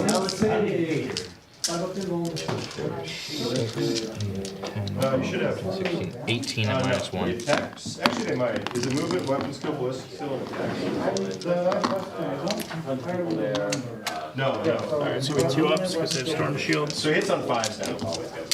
So 2s. Looking for anything but 1s here from those Terminators. I dropped 4. I see some 1s, so we're going to see at least 1 dead Terminator here, unless Graham can get that feel no pain and save out of it. Nope, kill the other one. Yeah, 1's dead. Got 1, but it's still dead. So let's. I don't get any points at the end, so I'm gonna end on 35. You end up with. Okay, so it's just a matter of how many points you score for having ignored the deployment zone. There's one. Which I believe will be at least 10. So. We're shooting. That's the end of my turn. Everything. Morale. Alright. With that, we're moving into the morale. Let's see if we lose anything.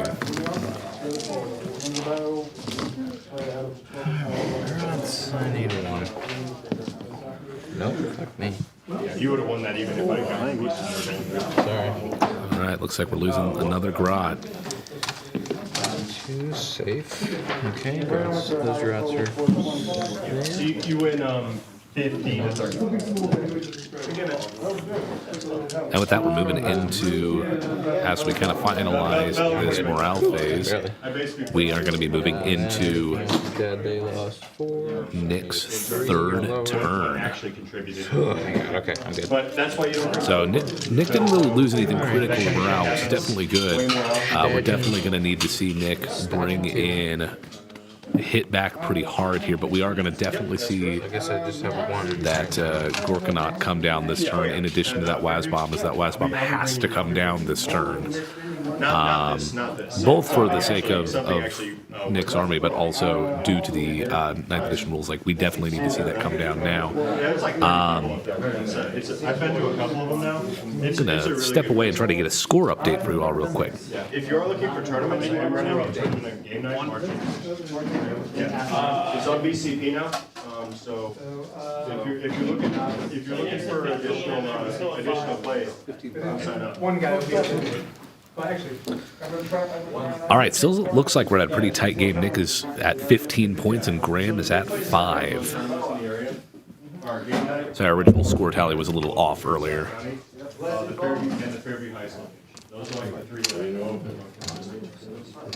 of. There's stuff out in Springfield, Illinois as well. Are you in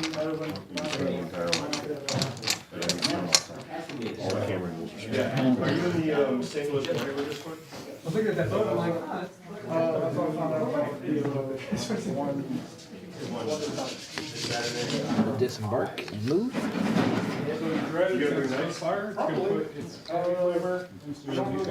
All right, looks like Nick is disembarking some boys from within his battle wagon. Definitely need to get them out on the board. Looks like he's going to go and try to reinforce that melee that's happening with those Terminators, try to wrap them and just kind of take them down with just the volume of attacks, which in general is going to be one of the better ways to take down a Terminator with a Storm Shield. Storm Shield Terminators tend to be incredibly hard to actually remove from the board, given that they are functionally operating with a 1-up save.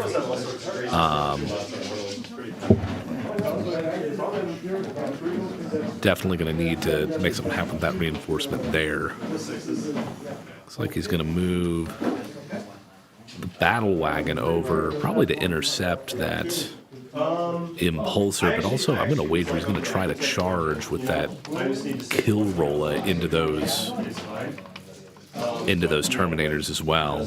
Oh, I get a point in my turn.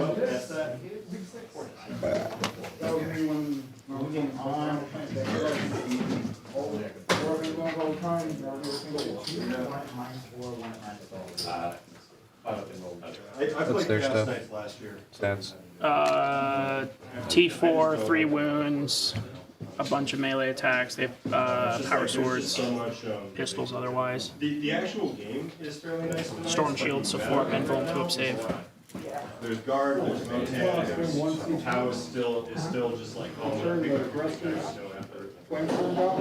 There's just so many factions out there. It's just really good. Like point somebody, and just believe 600 points of your army.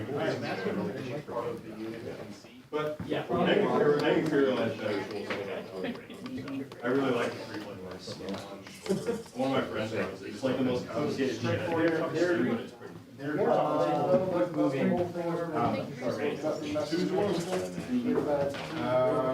Yeah, it's just like every night has like its own fucking rules, you know. And it's just like you have to keep track of it all. It looks exhausting if I'm gonna be honest. So we're supposed to do that thing at the end of the battle round, so I'm going to do it real fast, if you're right with that, for them. For the bombard. So, yeah, so 1 to 3, it's on that side, 4 to 6, it's on this side. So it's on this side. So All right, so they are going to roll and determine which area is the danger zone and what the effect is going to be. Doesn't look like anything's going to be affected, though. I got on this side. No. So nothing is in the danger zone on the side that it was actually affecting. So no issues there.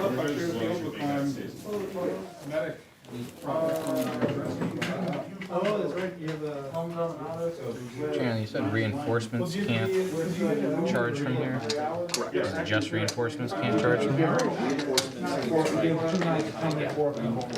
Yep. What about the jump?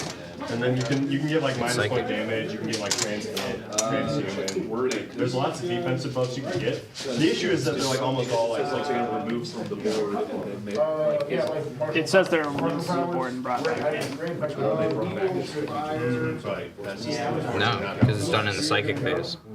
But it's the removal from the board. I think I still have to pay for this. I don't think they do. I'm just moving them. I don't think they do, so I would opt for that they don't get the deep strike rule. See, the idea for the reinforcement deep strike rule is that they're coming in like in a drop pod. That's like careening through. So I would say good jump. Because they're already I'd say you're good. I'd say you're good with jump. So, quick piece of clarification, and I may totally be wrong with this, but we're just going to go for the sake of keeping the flow of the game and the spirit of the game. So, with those two danger zones, anything that is brought in from strategic reserves in those danger zones cannot actually charge after being brought in from strategic reserves. Here's where things get a little bit funky. Nick's stratagem, to jump, that he uses allows him to pull models off of the board and replace them back onto the board. Put them back onto the board within 9 inches, and it functions very similarly to a deep strike. So what we're looking into is whether or not the jump counts as putting a model into strategic reserve. I'm going to opt for no. The spirit of the game is that the reason why there is the danger zone with the strategic reserves and why they can't charge out of it isn't so much that they are, just coming in or teleporting in from those zones. The idea is that if they are strategic reserving in from the danger zone, it's that they were in like either a chunk of a spaceship or a drop pod that was careening out of control, and so their men are so shook as they crash down that they're not able to do anything.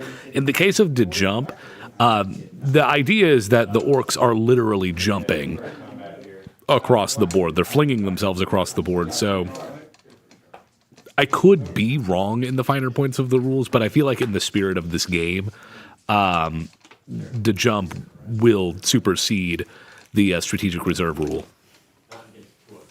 So, yes? Yeah, you're good. Yeah, you're good. I think this came up when we were talking about if infiltrators affected them. I guess it is. I was gonna say, I'm like, oh, it's in the same, but no, I guess it's not.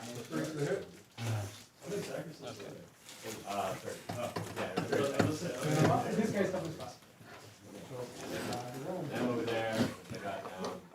One more time, I'd like to remind everybody that if you like any of the models that you see today on the table, and you're interested in maybe getting into 40K, or possibly interested in checking out any of the books that we've mentioned during the live stream tonight in chat, definitely check out the bit.ly link in the description, which will take you to the Miniature Market website. Miniature Market is, of course, St. Louis's premier retailer of board games, accessories, RPG supplies, painting, hobby supplies, all of that kind of stuff. Definitely check out that link in the bit.ly link in the description. It will take you to the Miniature Market webpage where you'll be able to peruse the products that are available. Also, don't forget, if you are local to St. Louis, definitely check out the stores. The Miniature Market is having their Manchester store's 5-year anniversary this weekend, where you will get 5 times points for your rewards points, as well as several events that are going to be going on at the store, including a expanded Dent and Ding section. So definitely check that out if you're local to St. Louis. Celebrate the 5-year anniversary of the Miniature Market Manchester location on Manchester Road in Baldwin.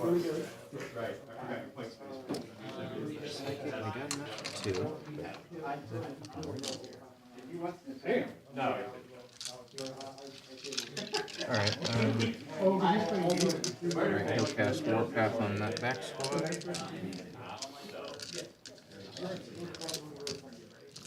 6. Oh, I'm gonna CP that for sure. Definitely a wise choice to CP reroll that with a double 1 after casting a psychic power.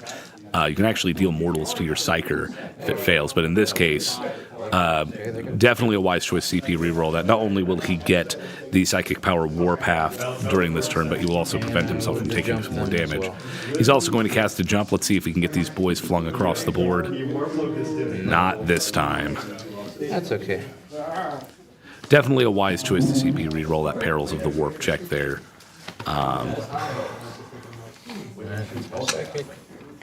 Moving into movement phase. Shooting. Oh, shooting phase. Yeah, movement already happened. Silly goose. He's just a silly little guy.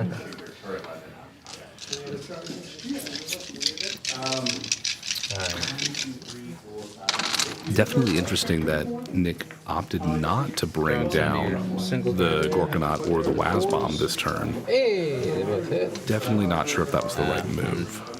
5s. 1 hit. Okay. No AP. They're gross. 2s.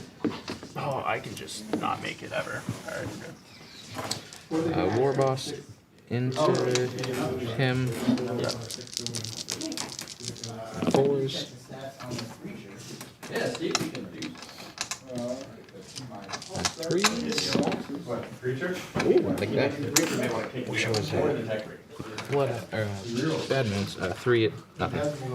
Are you doing the -1? I'm in the cover, same as cover as you. You don't get it. I've been doing -1 hit from inside too.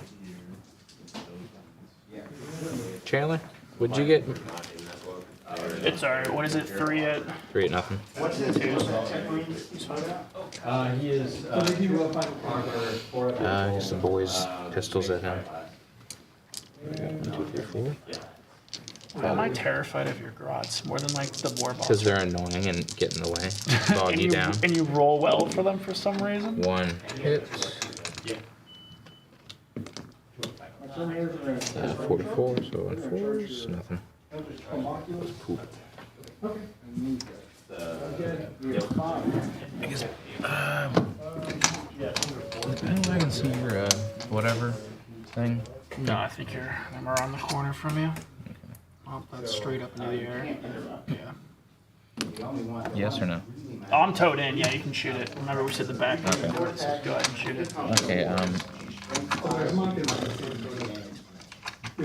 Kill cannon at your vehicle. The big shoot is at your single guy. Kill cannon. 3 shots.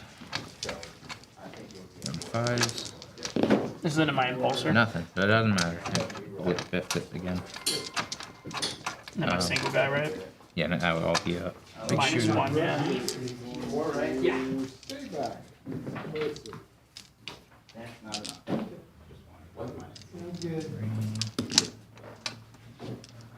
Oh boy. Good luck. Thanks for the game, man. It's fun. See you this weekend, I guess. Alright, 6s. Time to go work for the 9th day in a row. Yeah, but we get 4 days off. 3 No. Tracking to my cursor. That was just hits. Oh, okay. 3s. 3 at nothing. 3 at nothing. So 2s. He's good. Boys pistols into your termies. I think I got 8 there. Your pistols are kill dreadnoughts. Alright.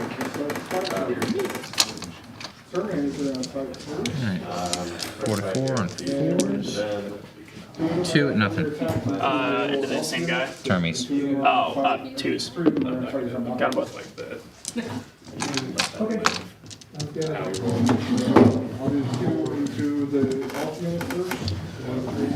Okay.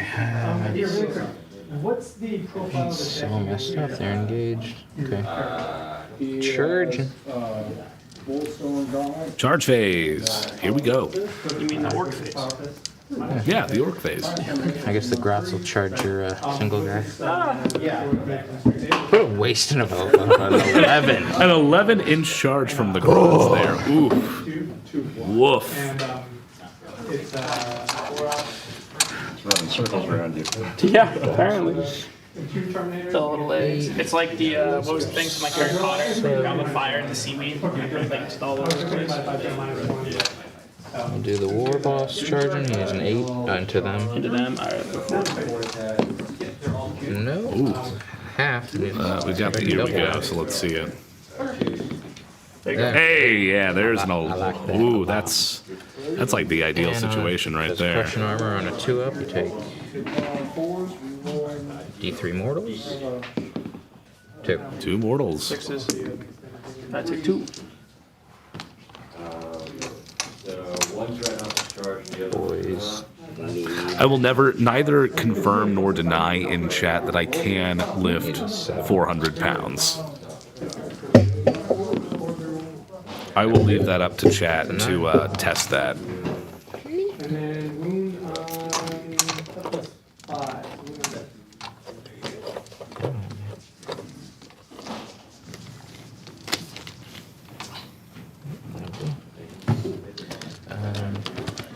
Those boys charging termies.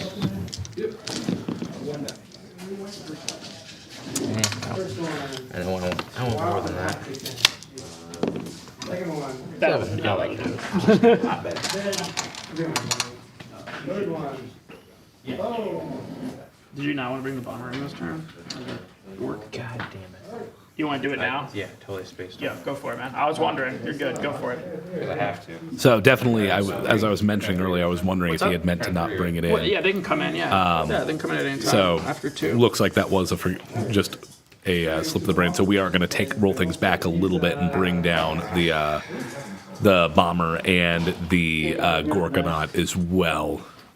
So operating a little bit out of phase here, but was just a forgot model. So Nick's deep strike models aren't actually on the table; they're on the table behind us. So kind of out of sight, out of mind. You know how it is. A 9. Oh. Really quick, the 2 he has a invisible. You might not. Your card characters are kind of weird. But with that, the Gorgonaut is down. That's the There we go. Next is going to come down that Waz bomb. So we are going to take things back a little bit. We're going to jump into the shooting phase. Not going to matter a whole lot as far as turns go. Graham did take a couple losses, but I think for all intents and purposes, we're. Those Reavers might be gone. Yeah, the Reavers might be gone from shooting, but otherwise, not a huge deal. What's a huge deal to them? I thought maybe he'd have like a 5 or something. But with this, the game definitely gets a lot more interesting, as now that is basically an extra 450 points that have been dropped onto the board. If not a little more. I think the Gorgonaut's I like actually that you, like 360 something, and I think the Waz bomb is 150-ish. Either that or his head comes off. I like to think that it just like comes like a propeller. Alright, let me go back to my shooting real quick. So we're going to take things back to the shooting phase with what I assume is going to be the Gorgonaut and the Waz bomb as they're dropping in. 50 minutes. So I will be.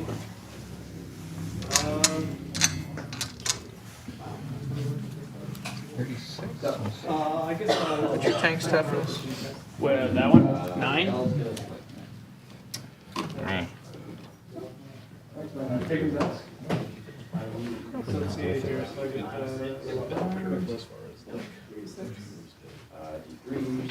Sorry, T8, not 9. Okay. That's much more doable.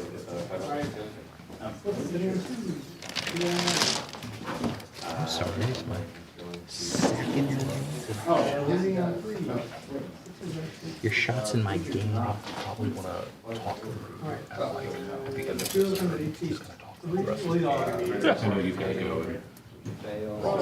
Yeah, I gotta go get hurt. So what? We're playing a good team tonight, so.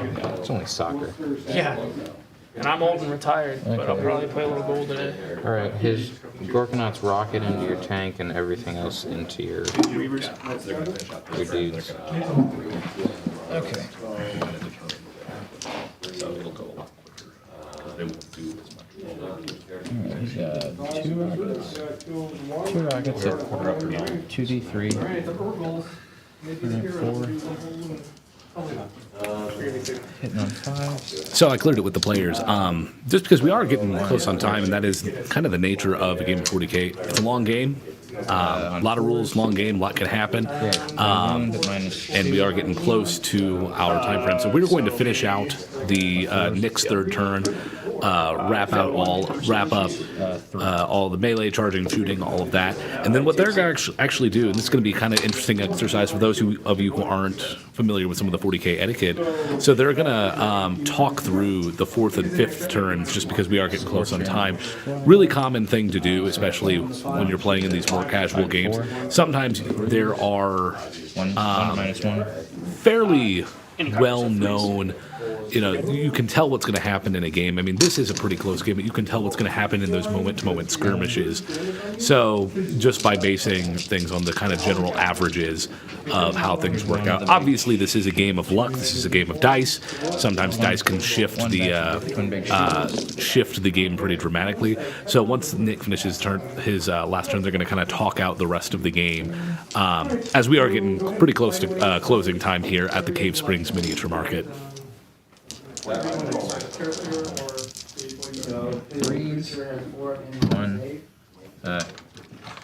1 at nothing. 3 into those guys. Yeah. So 2. Got it. And these guys, I think you Second batch. You're always gonna fire. 3. 4 nothing. 4 nothing. Into those same guys. Yep, everything's into them. 2s. So I failed 2. How much damage? 1 per. 6s. 1's dead. And You want to looks just aim like at that guy? Yeah, cool. Thanks. Okay. one of the Reavers goes down. And the Death Storm Mega Shooter. 30 shots. Ooh, this is gonna hurt. That Mega Shooter on that left arm of the Gorkonaut pouring out 30 shots. That is something to kind of keep in mind. I was mentioning this at the beginning of the game, is that typically with the Space Marine army, you'll get fewer shots, but you're going to hit more frequently because you are playing as the Space Marines, the elite of the Imperium. With the Orks on the flip side, you get more of a volume of fire. So as you've probably noticed, Graham might roll a handful of dice, whereas Nick is going to be rolling a cascading waterfall of dice to determine his hits. So something to kind of keep in mind when you look at that Gorkonaut as it's firing, is brimming with weapons. 6 to 4, so. Okay. I don't get my -1 damage because I only get on center. 6 minus 1. So they're in cover, so 3s. I fail 1. How much damage? 1 per. It takes it. Well, they have 2 wins. Okay. So, there's less than 1 now, so. Was that all the shooting? Yeah. Alright, And now we're moving over to that Waz bomb. oh shit, yeah. Sorry. I was skipping ahead. Shit. Okay, plane into your vehicle. Waz bomb going into that impulsor.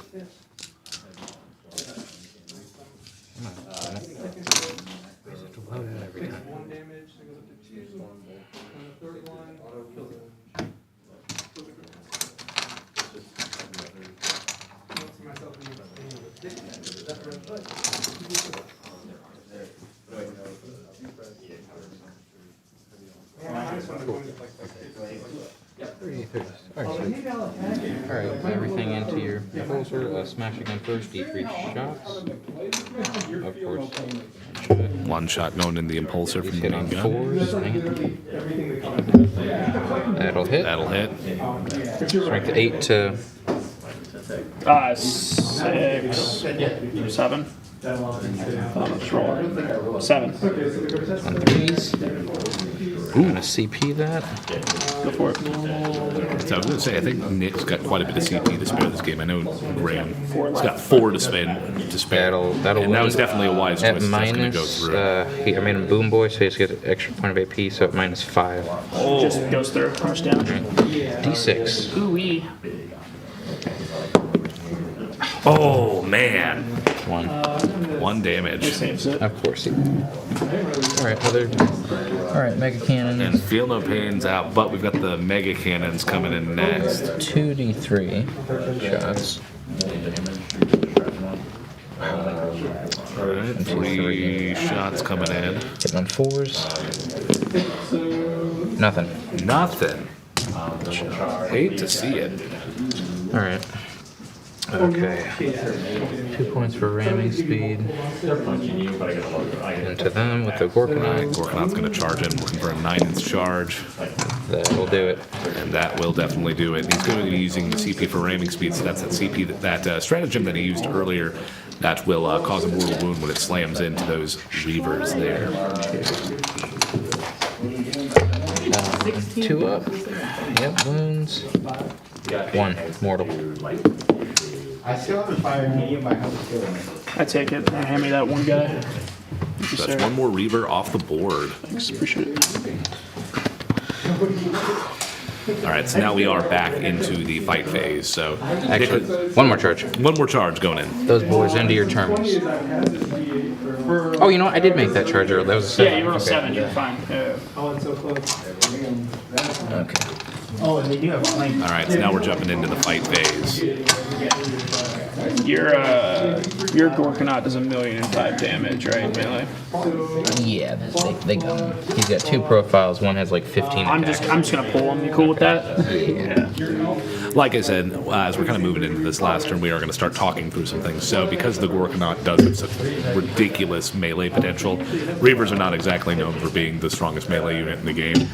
The mathematical improbability of the Reaver surviving, very, very small. So at this point, for the sake of time, just pulling those Reavers, consolidating that fight phase out now. 40 minutes.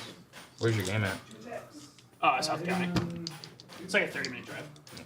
We don't. It's not until 10:20. Alright, you gonna start fighting or just? Yeah, go for it. It's not until 10:20. You can't interrupt, so.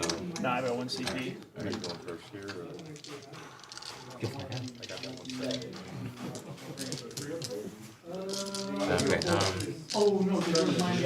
Do the Warpath boys first. Right, boys going into those Terminators. Not first, he has 5 now because Wog still going in the Warpath. So on 4s. That'll cancel. Cool. 2s. Oh, 1 man. at minus 3. Into those guys? Yeah. So 4 up and bone. 4 up involved. Good. Saves. Alright, bunch of Now we've got God, they have 1,000,000 attacks. yeah, 1, 2, Chopper, Warpath, Wog. Yep, 5. Jesus Christ. And that's a full squad, so 45 attacks. 45? 45? 45. Got 45 attacks coming in with exploding 6s, so this is going to be... There's definitely a really good chance that Nick is going to hit with more than he actually rolls with.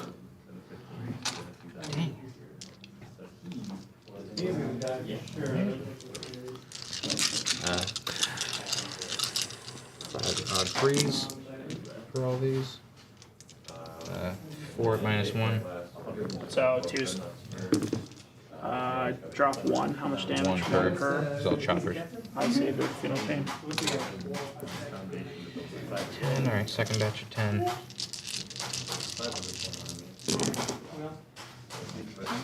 There's his exploding 6s he was looking for.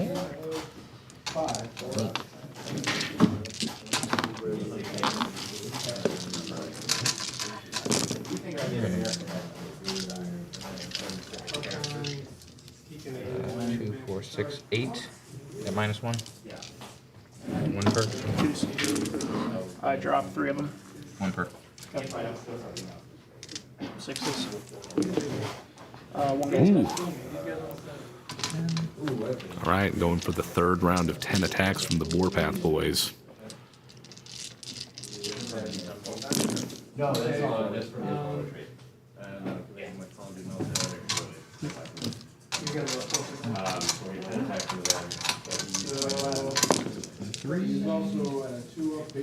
Three minus one.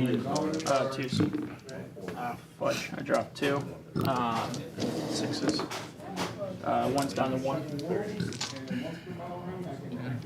All right, next set. This is the fourth batch, I believe.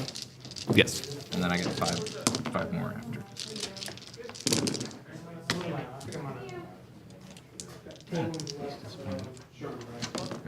Five at my, or sorry, those are just hits.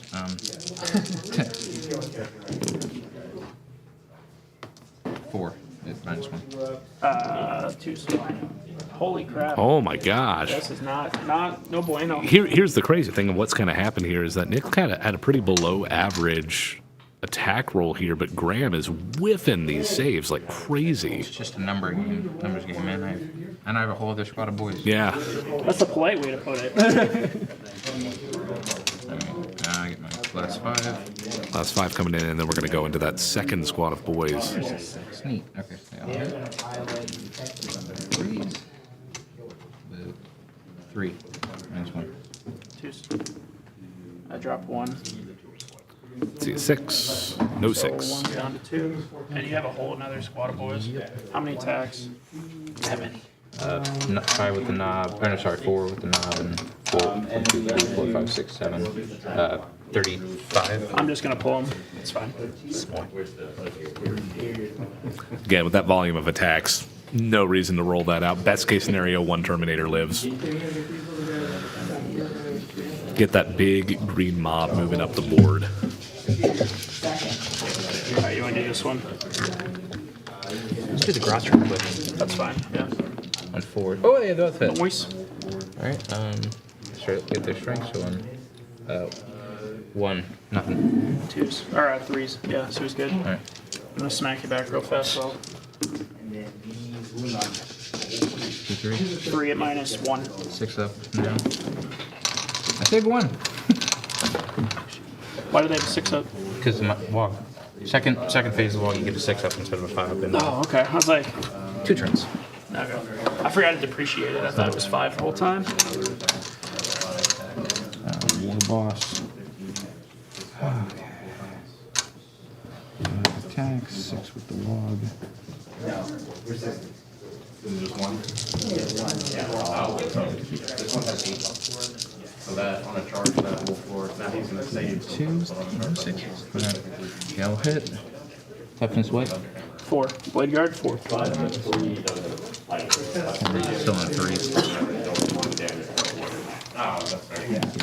Alright. 4 at -3. 4 at -3. So it's gonna go to 4 up. I dropped 2. How much damage? 2 per. First one, 6s. I take 2. Second one, guy's dead. These are wooden, I rolled, so these are Alright, boy squad. Start with the knob. He's on 3, so it cancels because of war boss order.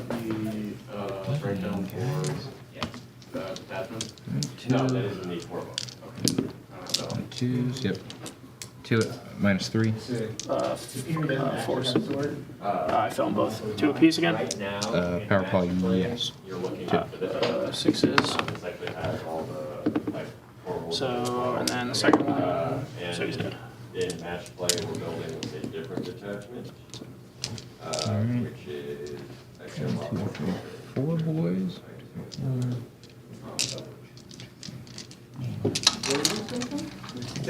I would recommend doing Alright, boys hitting on 2. Ooh. 6. Wow. A while. They're gonna get it. So you would have to have at least 1,000 point army for this? Yeah. It's okay. On 3s. Yeah, It's a lot today. 8 and -1 from the boys. 2s. Or, sorry, let me double check. 3s, my bad. Pretty good. Are they 2? No, they have a 3 up, but their storm shields give them +1 to save. So I dropped 4. 1 per.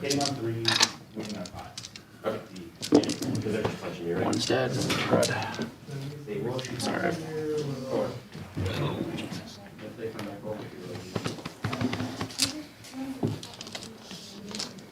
Alright, I'm gonna slap you back. All right, fight back.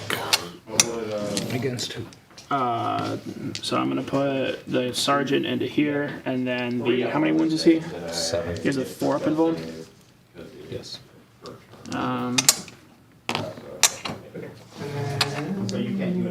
And he's also artist nails, so he's -1 to wound. -1 to wound. Yeah. This is one of the trait. Okay. I'm just gonna put everything into the warlord. Sorry. I'm also gonna blow a CP for 6s counter-hitting twice. So first things first, 3s. Rerolling the 1s from the captain. So with that, no, I pulled the guy. Right now I'm just trying to get a 500 palace. You could play Orks at 500. Alright, strength. Yeah. 5. So T6 or T5? T6, and then it'll be -1 from So the 5, so 6s anyway. I didn't get a single one. Stinks. It's alright. Alright. I lost 3, and ship is 9. I can't fail, so.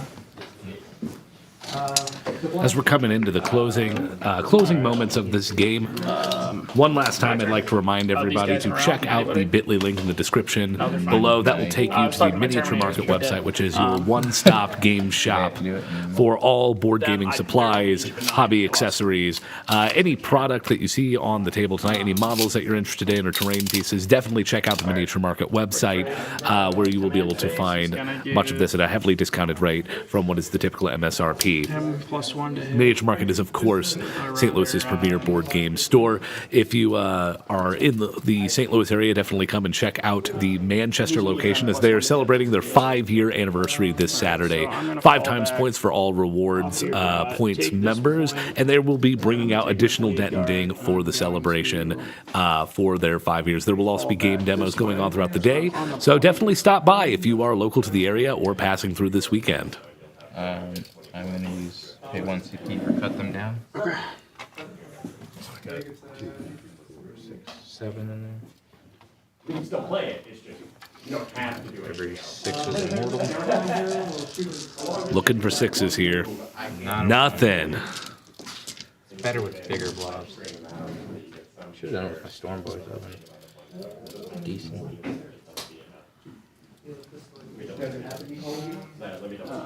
This guy is going to. Well, these guys might as well. They are in. So it's just gonna be what, 1? Yeah, they have to be holding. 14. Then you have to move it, not be on the objective.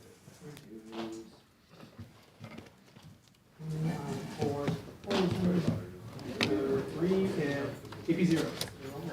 I'm gonna advance him too. Yeah, so I hold 1, 2. We hold. I hold. So. I wouldn't be able to. Yeah, they have to fly back there. One's kind of 15 right now.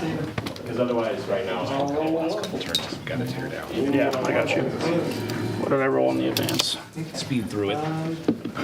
6. Cool. I don't know about that, sir. Just gave like a hover flying type ability. What? To get through the ruins and the thing. Yeah, you can fit through that. Look at his base alone. This is mine now. Stay there. I'll shoot you up. Alright. These guys are gonna move 6. So this one actually built out of spares from like the order thing with the 2, and then it's what it. Alright. Transar. That was a quick paint job. shoot your Gork with everything from here. All right, we're going to see that Falchion turn its guns on the Gorkanaut. Probably one of the last big rolls that we're going to see of the night. Let's see it, everything. Actually, I'm going to put everything but the heavy bolter. The heavy bolter is going to go into these boys. So, fair enough. 2d3 shots. And then, which is 4 shots. 3s, rerolling 1s. From who? When I started, Does he just get that by himself, or The rerolling 1s. which is, Yeah, it's a heavy weapon. And then, so it's going to be 14 into, not 14. Toughness on your Gork. 8? So 3s, rerolling wounds because he's Titanic. Hang on. Not sure if he is Titanic, actually. Well, I hit all, so it doesn't. Oh, yeah, he is. Yeah. I thought just stomping there. Okay. So it's going to be 4 at -6. 6 up and 1. Said 1. So it's going to be 6 damage per.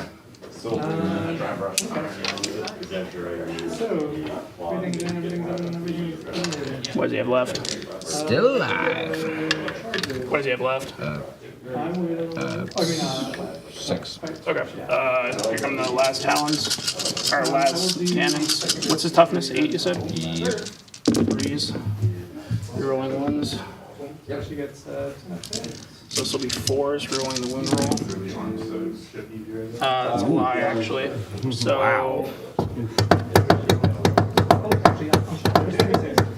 Wow. Spend 1 CP and reroll one of these. Doesn't matter. 1 at Holy cow. -4. 6 up. Let's see it. Nope. Let's see that damage from the last cannon. Wow. 2 damage. 2 damage. oh yeah, multiple times. So he's down to 3. Or, Yep. So you need to take 4 saves if you minus 4. There's 4 left. Alright, here come the heavy bolters into the boys. Yeah, just 1, but you can pick them all off once. All the damage is back. Right, I'm taking off the one that. 5 and a 5 and 5, so 4s. So 3 at -2. I'll just.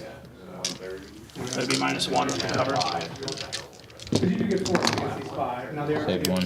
Oh, did the points change? Yeah. Alright. So, yeah, download Battle Scribe on your phone. I did. The storm bolter into the Gork. Nope. Okay. That's all from the Falchion. Captain's gonna shoot his multi-melta into your Gork. And now. And so Enter. 2s. Whatever you want to. There's Drazar. Strength 8 into 8, so 4s. He's -1 damage. Goodness me. Alright. Iron Father, 5 shots into your Everything is Gork. applied within bullet release at this point. Or 3 Doing shots. everything he can to try to take that down. Because I think if he 1 at does, -3. Gabe might swing over to Nick as we're going to go through, Gork. kind of count the points and call it this round. Nope. 2 damage. Strength? 8. Yeah. No, it's 5. Okay, so ramshackles. Okay. I'm gonna put these aggressors into your boys. Do you want to just pull them? Oh shit! You know what? He doesn't have ramshackle. Never mind. Oh, so he'd be dead. No. Very well. Get 2 left.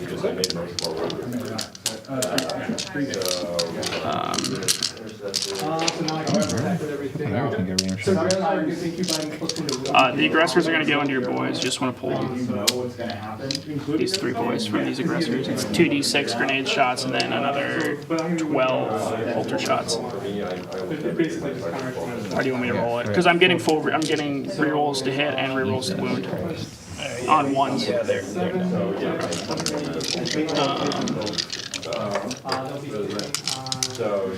Over here, I'm gonna take.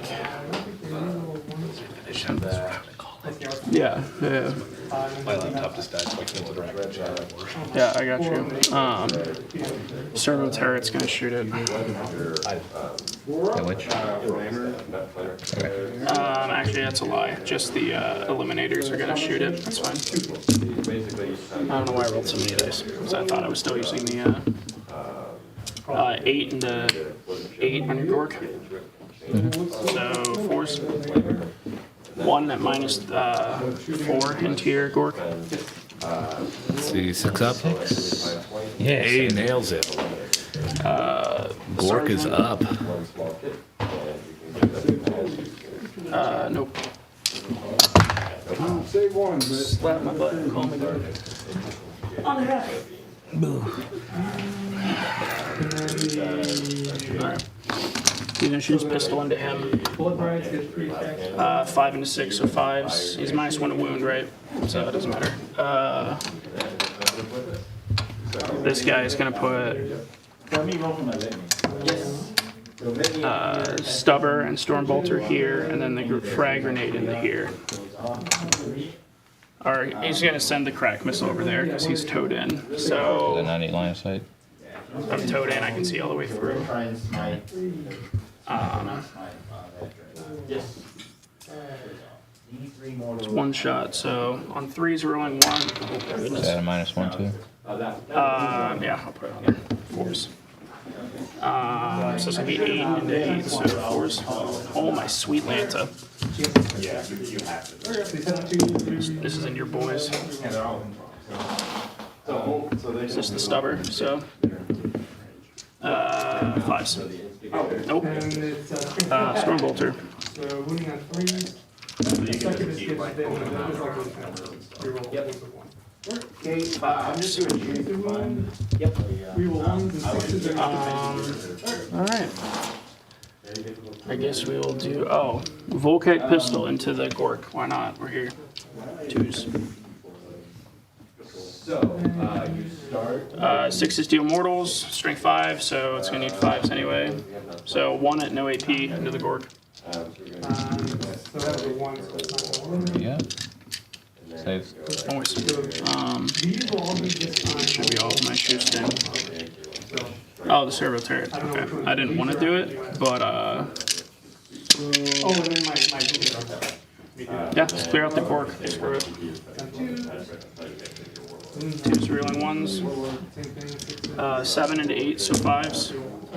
So it's going to be 4 at -2 into the Gork. Let's see if it goes down. It's only taken like 800 points of shooting. Yeah. Which is 9. 6s. Not a 1. 2 damage apiece. So. See, explodes. I hope so. Does the Gorkanaut explode? What a way to end the game there. Exploding Gorkanaut. Watch this shit. Gorkanaut is going to careen towards... And his range is 2d6 for explosions. So let's see if he can get that that falchion within range for this last explosion as we close out the game. That's within. That's 11 or 10. I just got a table. There you go. So, 2 up. Yeah, there. That's 11. I mean, I do have 8 and 11, let's see it. And he gets it!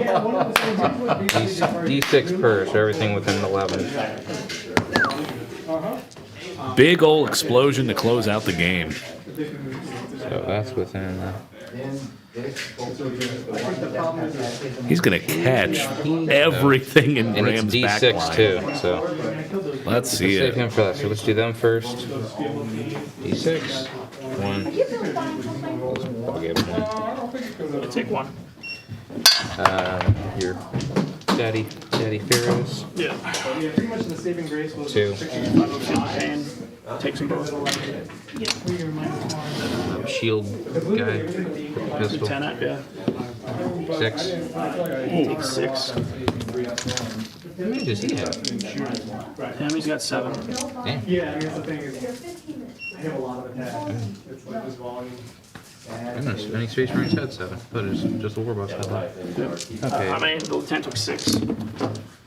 Okay, we're Takes shoot 4. both pistols at the other guy. He's got 5 wounds. He's got 1. Your 2 squad there. My aggressors, yeah. 1. Black Sword. Captain. 3. The And the biggin. He's got 5. 1. God. Captain's fine. He saves them all. Alright, 1 on you. Falchion.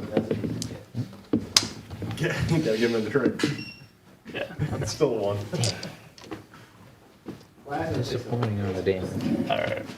So. 7 wounds? That's fucking No, nuts. he's got 7 Oh, wounds. no, he was. He took 6, yeah. I saved 5 of them. Okay. Oh, I forgot. Or not 5 of them. He has 1 left. He has 5 wounds. I saved 4 of them. Or whatever it was. He has 1. I rolled a 6 on him. Then I saved 5. He's got 1. Whatever the math was, I had 1 left. Yeah, they're both. They were gonna call it. Yeah. So I'm gonna, just to talk it out the rest of the way, I'm going to take your war boss and charge him with the aggressors, the captain, and the Judicar. Judicar's gonna make him fight last, so you're not gonna interrupt. I'm gonna just dump him. Probably kill that. What, the impulsor? Yeah. It's still at full wounds, strength 7 or T7. I have a death roll and like 20 boys. Okay, that's fine. But I'm then gonna move my eliminators up because they can move after they shoot. So going into your turn, I'm gonna hold 3 objectives. You're gonna hold 1, which will be 5 points.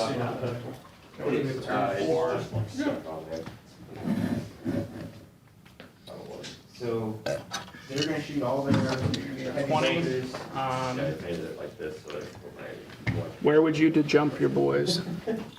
And then roll for it as well, because that's about the only thing that really. Probably there. Okay, let's just roll for it, see if it happens. Because I don't think I'm within 24 of I you. get it. Right, I'm not within 24 of your. I am. But I used up all my CP, so I can't deny it on a 4-up. So they would jump over there. That's fine.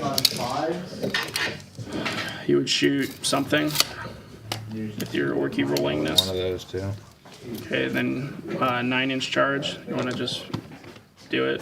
Because the game state would be like this. I get it. Okay, so you'd be charging my eliminators. I'm assuming that would be like here. Because they can move after I they put them shoot. on the spot, so I mean they're all kind of 9 away. Yeah. Okay, so you charge them, get the 9, probably obliterate them. They're gone. So you would hold that point. You'd shoot it with your big one. Yeah. I would still hold. Going into my turn, I would still hold 3. So that would be 15 points. Or not 15 points, that would be 1, 2, 3.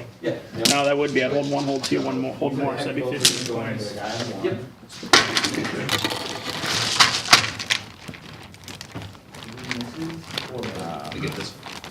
Going to get the final score tally here, and then we're going to close out the night. And then I would probably take these guys, get those boys, shoot them up. Knock them out, so then you would have probably to jump these guys somewhere again, right? Put them in the truck, so in turn 5 you would hold 1 and 2. You'd probably straggle them out and keep on the point, right? Yeah. So going in, you'd hold 1, hold 2, so you'd be at 10. Then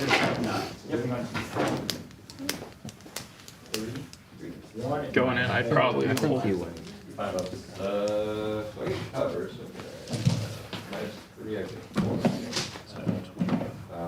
2 of minus 3, you said? Yeah.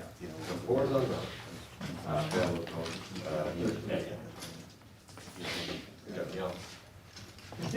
You go in the box. 35-30. Is that close? You had 10 points in the beginning, and I only had 5. It came down to me swinging back for at the end to grab it. Way different. No, this isn't a really high-scoring mission. So, sir, always a pleasure to And with that, we've watch got how the many game. dice you roll. Close game in the end. So Graham. I am by 5 points. With that, we do have an upset in the chat. Graham was able to take it by 5 points at the end of this game. Sorry, whoever lost 5 grand. Sorry to Tommy, who lost 5 grand. With that, thank you all for tuning in this week. We will be returning next week, same bat time, same bat place.